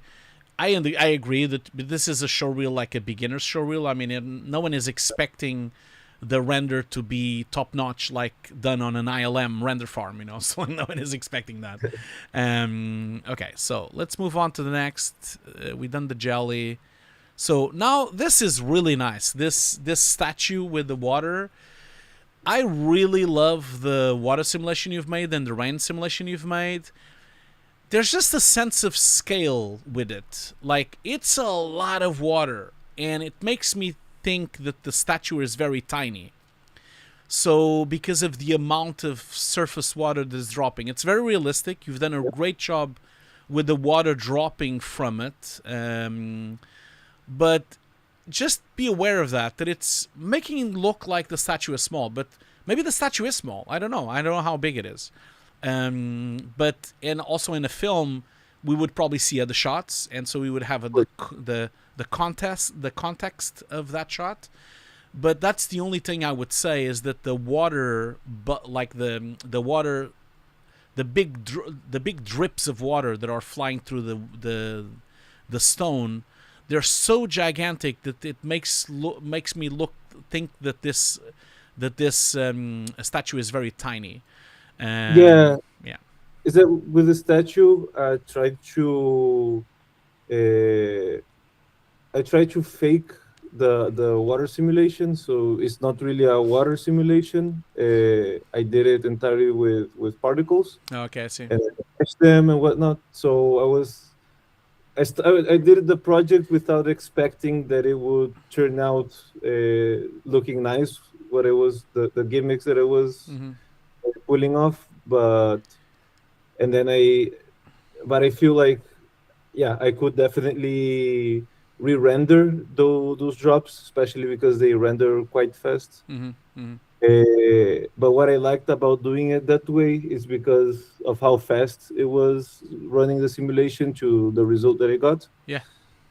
Because I'm running right now a flip sim the entire afternoon, and I cannot do many iterations, and with something like that, it's way easier. It's funny because today I was comping something that actually has Yeah, similar stuff, and so I'm gonna show you real water reference because I just downloaded from Action VFX some new stock. And where is it? It would be here. Give me a second. It would be dripping one. I think it's this one. So I think I have a large one as well. So you see, this one is a good reference for how large it can become if it's a really large surface. You see how yeah, much water flies through. But you notice how this is real water, by the way. This is not simulation. yeah. This is a plate, and you see Okay. how much of the small water you get. But this is literally someone on set up there just dropped a bucket of water, and that's why you have this huge bucket of water coming through. Yeah, Now, if I go to the other ones, the other examples here, for example, you see this one here. You can see that, you see how tiny it becomes? It's small. There are small yeah, parts and big parts. I think you're yeah, missing that. You're missing different sizes. Your thing is looking too blobby. It almost looks like it's gel flying through. It's spectacular and makes it look so cool, but it doesn't really make it look very realistic. That's what I would be. That's what I yeah. would say. You know. It doesn't So help get the sense of scale. yeah, it doesn't. You see, Yeah. see again, drops like that. It you Maybe, even if you have the big ones, you're missing small ones as well. You know. maybe instead of rendering it all in a single mesh, because what I did was having a variation in the different kinds of rain that Hmm. there is, like drizzle, heavier drops, bigger drops, and using percentages to drive that. And Yeah. I think when I end up meshing and rendering everything in once, yeah, the different colors or the different types of rain, Yeah. I Yeah. I think see what you they mean. get kind of lost because when I meshed it, I meshed everything in a single go, Yeah. and so I think it loses a bit of the details that I could get if I do that separately. Yeah. I see what you mean. Okay. I see what you mean. Yeah. I think it could be an easy fix if I did it that way. Yeah. I mean, it is. It still looks great. I love the big drops. It's just that Yeah, it would just be a smaller statue then or something. But it's something to consider. Maybe have a look at it and maybe exactly. see how it looks smaller. If it looks still cool, Yeah, I think you did a great job. The compositing of it is nice and the grading is nice as well. All the water, the nice grain that you put in. I think it's a nice shot. It's a really nice shot. So yeah. yeah, Okay, cool. Next up, we have this destruction on the floor with some water underneath as well. So this is really nice. I think you did a really good job. I loved your white water on the bottom as well there, and the way that it breaks up. Um, I think you did a good job there. It's not integrated into any shot. And if I would say from aesthetic point of view, a presentational point of view, I probably would skip the checkerboard. I don't think it helps you. It doesn't look very nice. Might as well okay, put black instead of having the checkerboard from a presentation point of view. Um, but one thing I am missing though is as the rocks hit the water doesn't get splashed. So you see how the rocks just yeah, vanish into the water and there's no splashes or floatiness, or because the water is going so fast, the rocks don't go with the flow either, because some of them would float, well, some of them would splash, and then others would float and others would go with the current. They yeah, are all dropping completely inside the water surface in one go, almost like they affect nothing of the water. I mean, you have a little bit of a splash, but it needs to be bigger splashes, and then some of them should be carried into the current as well, yeah. because then by the end of it, you see how strange that is. That the water then looks like it's static again, but then there's nothing floating in it. There's no rocks. You just need to think about that. How much would the rock still be there? Would it move with the water? Is the water moving? If it's a static piece of water, then more splashes should be happening. I think just more interactive with the water would really help, you know. Yeah. I see what you mean. Mhm. Because I think the way I did it, there is some interaction with the rock and the fluid simulation. Yeah. But there is not interaction of the fluid simulation with the rocks. Yeah, exactly. So Exactly. I should try to do like another pass to bring that into the rocks. Yeah, exactly. What do you mean? Okay. That's exactly what I mean. Yeah. Okay. Maybe have a look and see if you could do. The rest looks really nice. I like your pyro and I like your debris, and the water itself looks really nice as well. Okay, so flip chocolate. So the chocolate breaks, and now this is a gooey chocolate. Man, damn, you went really far with the gooiness of it. The thing that is missing, though, for me in the very, very, very beginning is that it should break. First of all, you see that there is some kind of shadow that is happening here, which is the first cut, I would assume. But it breaks right away. I feel like chocolates, when you try to break them, they kind of get some lines of break. They get some. There's pressure being applied, and so you get almost like glass. It starts to first crack, and then it breaks. And so I'm missing a few frames of the cracks first. Almost like you would see 1 or 2 frames, or maybe 3 or 4 frames of just some cracks, and then it breaks. Because it goes directly to the break, and there's no tension before when it starts breaking, you know. The only tension is like that shadow for half a frame. Yeah, but it's too little. Yeah, it needs more cracks. I see what you mean. I'm not sure if I will ever find a reference for that, but chocolate crack, probably. Chocolate crack is probably a bad idea too, right? No, that's not it. Chocolate cracking. I have no idea if I'm ever gonna find that. Probably not. It would be very, very specific. But you know what I mean, right? Like it's the cracking. Yeah. To make it scatter a bit more like a glass. Exactly. Yeah. Understand. And then as the goo goes in, there's way too much goo inside of this chocolate. I don't believe for a second that such a tiny chocolate would have so much goo. Because you look at it, it's still dropping like a flowing. Where is all this liquid coming from? I think it's too much liquid. If it was really so liquid, which usually these chocolates are not so liquid, I think it would have less of it. So you see the thing here with the hole and everything? I think you would see more of that. And so it wouldn't be so thick. It would have more holes, and it would eventually end the flow.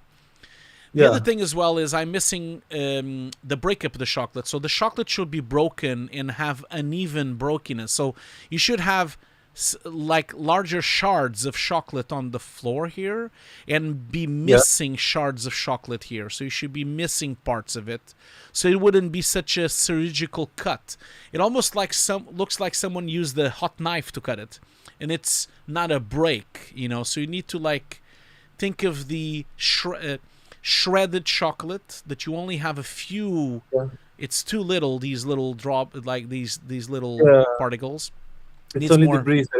You need more bigger shards, and then it goes into the chocolate to break up. It would be a bigger cutaway, and then the gooiness would be less. I think by this time, this is enough goo of inside this chocolate.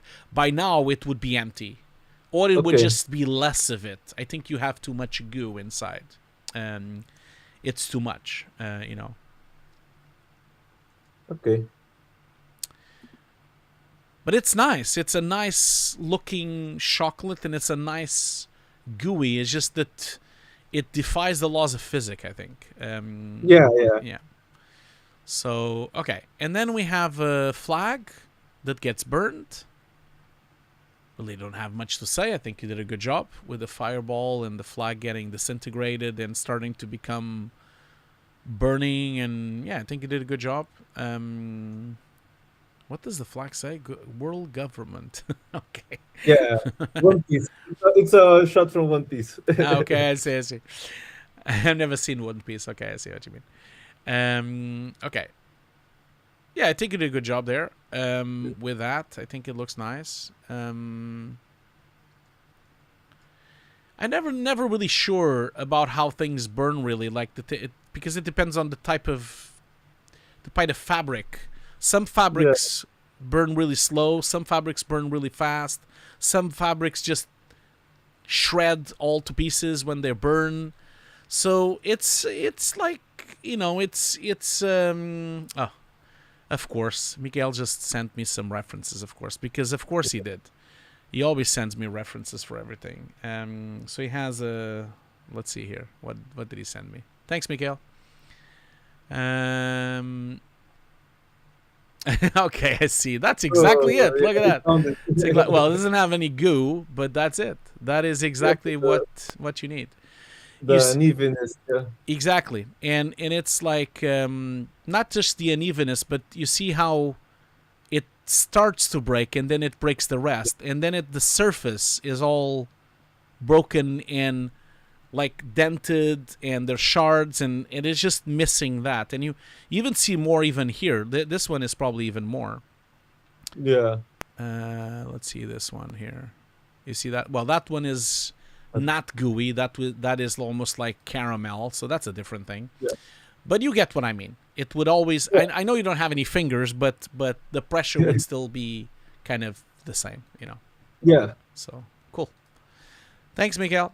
Okay.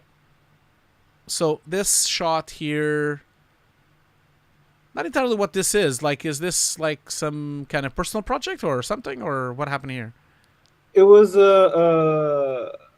we were learning a bit how to do crowds, and then I decided to try to implement cloth with crowds. Okay. And I ended up liking more or less what was going on with the capes.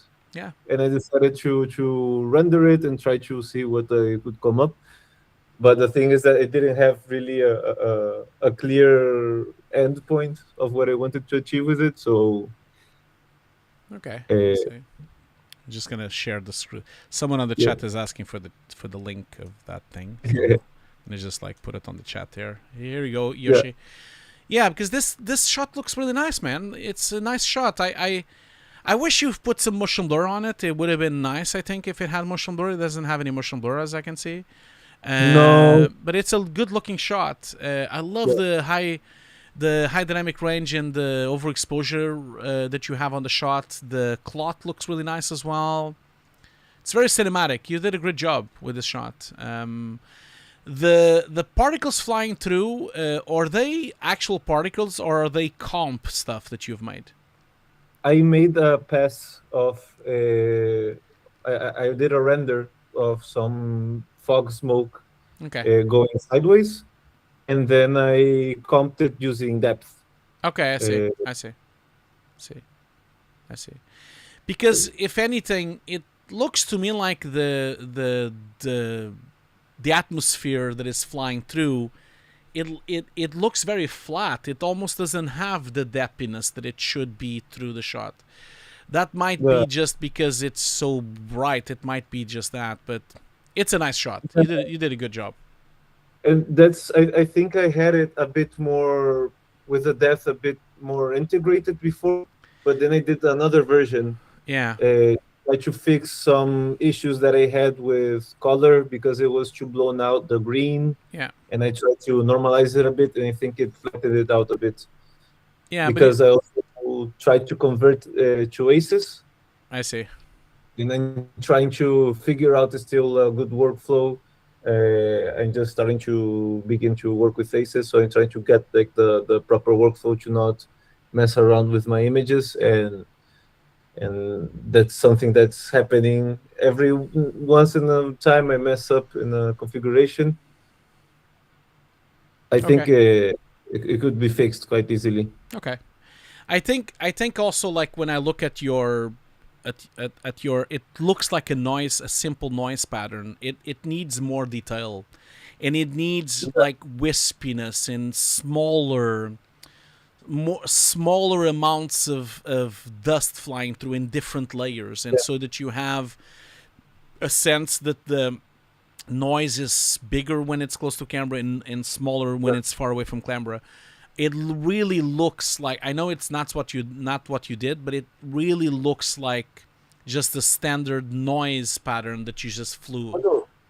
It's because I tried to not. It was a challenge that I also gave myself to try to achieve it without using a simulation. Yeah. And it's basically that it's like noise patterns on a video volume. Yeah.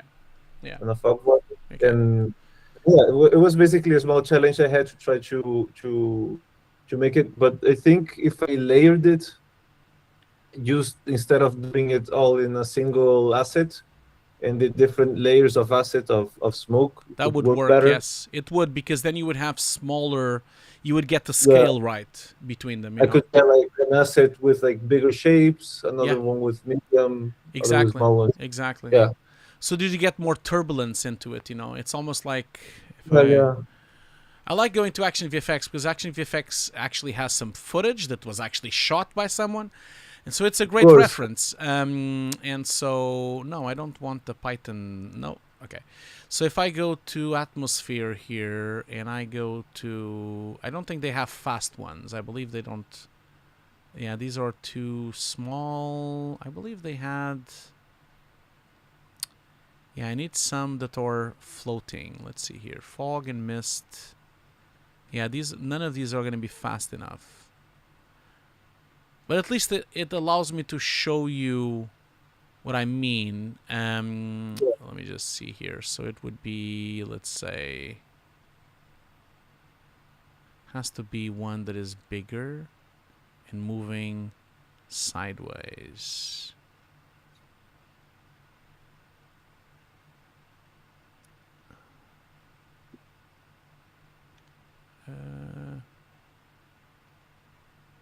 It's almost like if you would make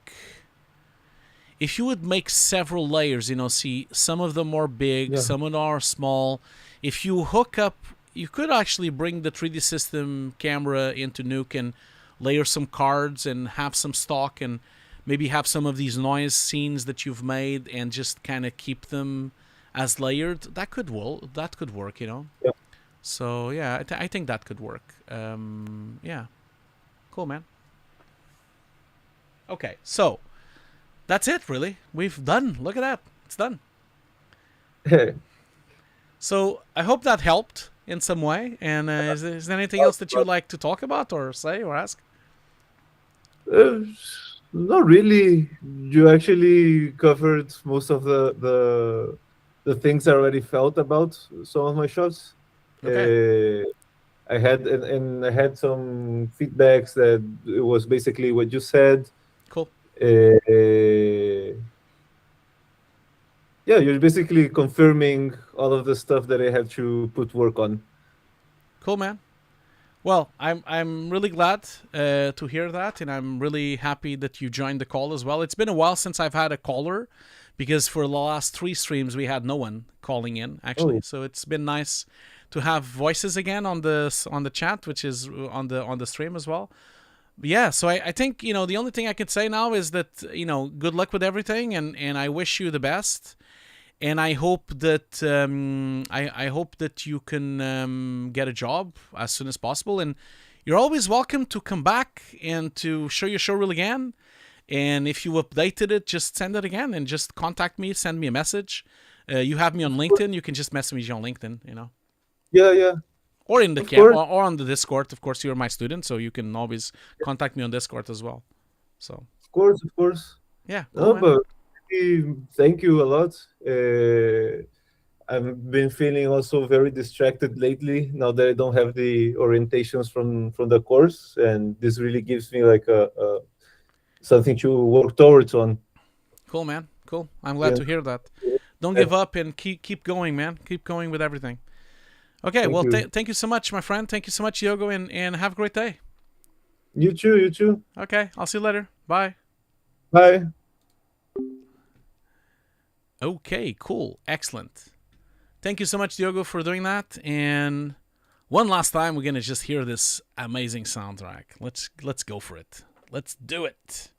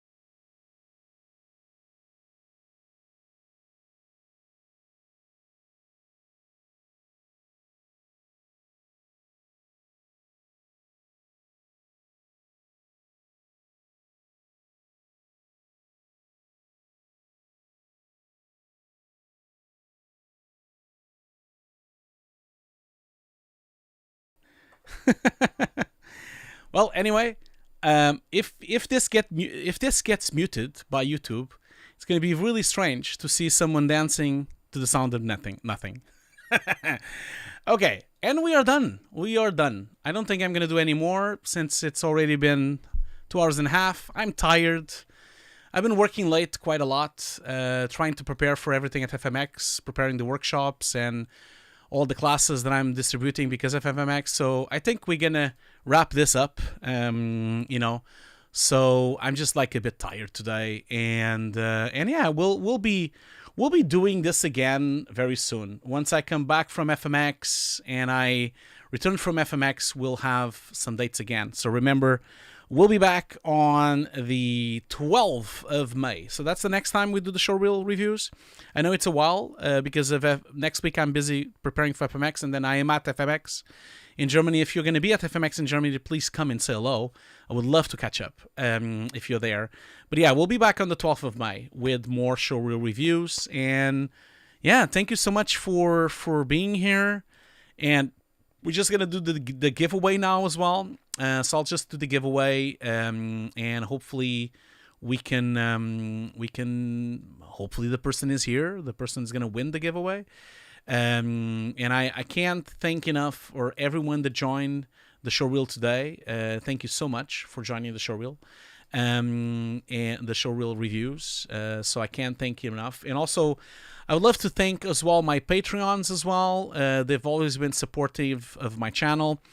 Really wanted to thank my Patreon production level with Adrian, Ben, Daniel, Fedor, Hiroshi, Kasuma, Perty, Peter, and Thomas. Thank you so much for supporting the channel and to always be there in Patreon supporting my channel.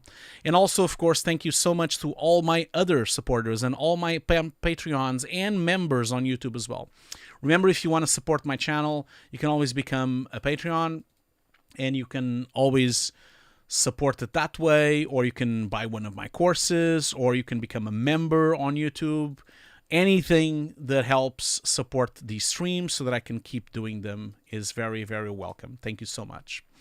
So in the meantime, let's just do the giveaway. While I'm doing the giveaway, I'll just leave the course here if anyone is interested in learning Nuke. I know that there's a lot of AI in Coffee UI, but even if you do AI and even if you do Coffee UI, you still need to know Nuke to put it all together. So that's still the case. That is still the far, and that's still how we work. We still use Nuke to gather everything. And even if you're using generative AI with footage, with CG, if you're merging everything together, hybrid workflows is really where we are at the moment. And so, yeah, That's the course. It's the cheapest that it's ever been. So if you want to support the channel, you can just become a student. So I'm going to draw the winners here and see who won. Let's have a look. Just wait for this. Okay, so who is the winner today? Okay.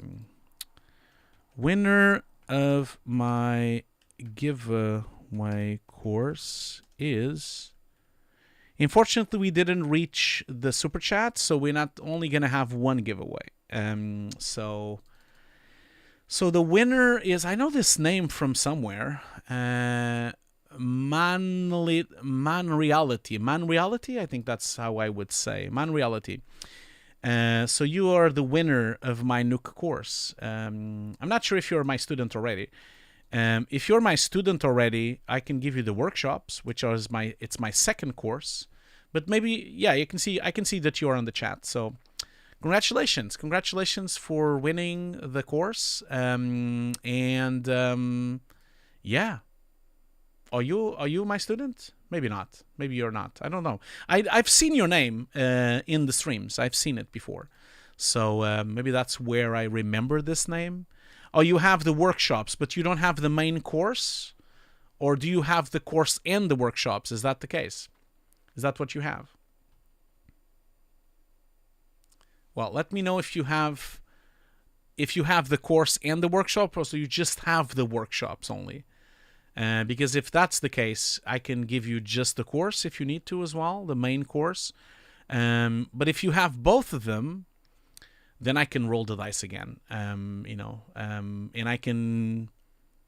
You have both, okay. So if you have both, I can give you my next course. So I'm building a brand new course with on-set supervision, which is gonna be out in a few months, and so I can give you that course. Just make sure you remind me at the time. You just let me know at the time that I've said that, and I'll remember. When I launch my new course in the future, which will be in a few months, then you can just remind me, and I can give you that course as a free course as well. So I'll draw a new winner. Next one is not. Yeah, just make sure you let me know so that I don't forget, because I'll remember, and I can always check, come back and check it. So the winner is. Just have to be careful not to put the email. Okay, so wait. Okay, so the winner is David Sirleru. David Sirleru, I think that's how I pronounce that. Anyway, David is the winner. Congratulations, David. You've won my Nuke course. I hope you will enjoy it for many years to come. And is that you? Okay, are you also my student? I guess you probably are.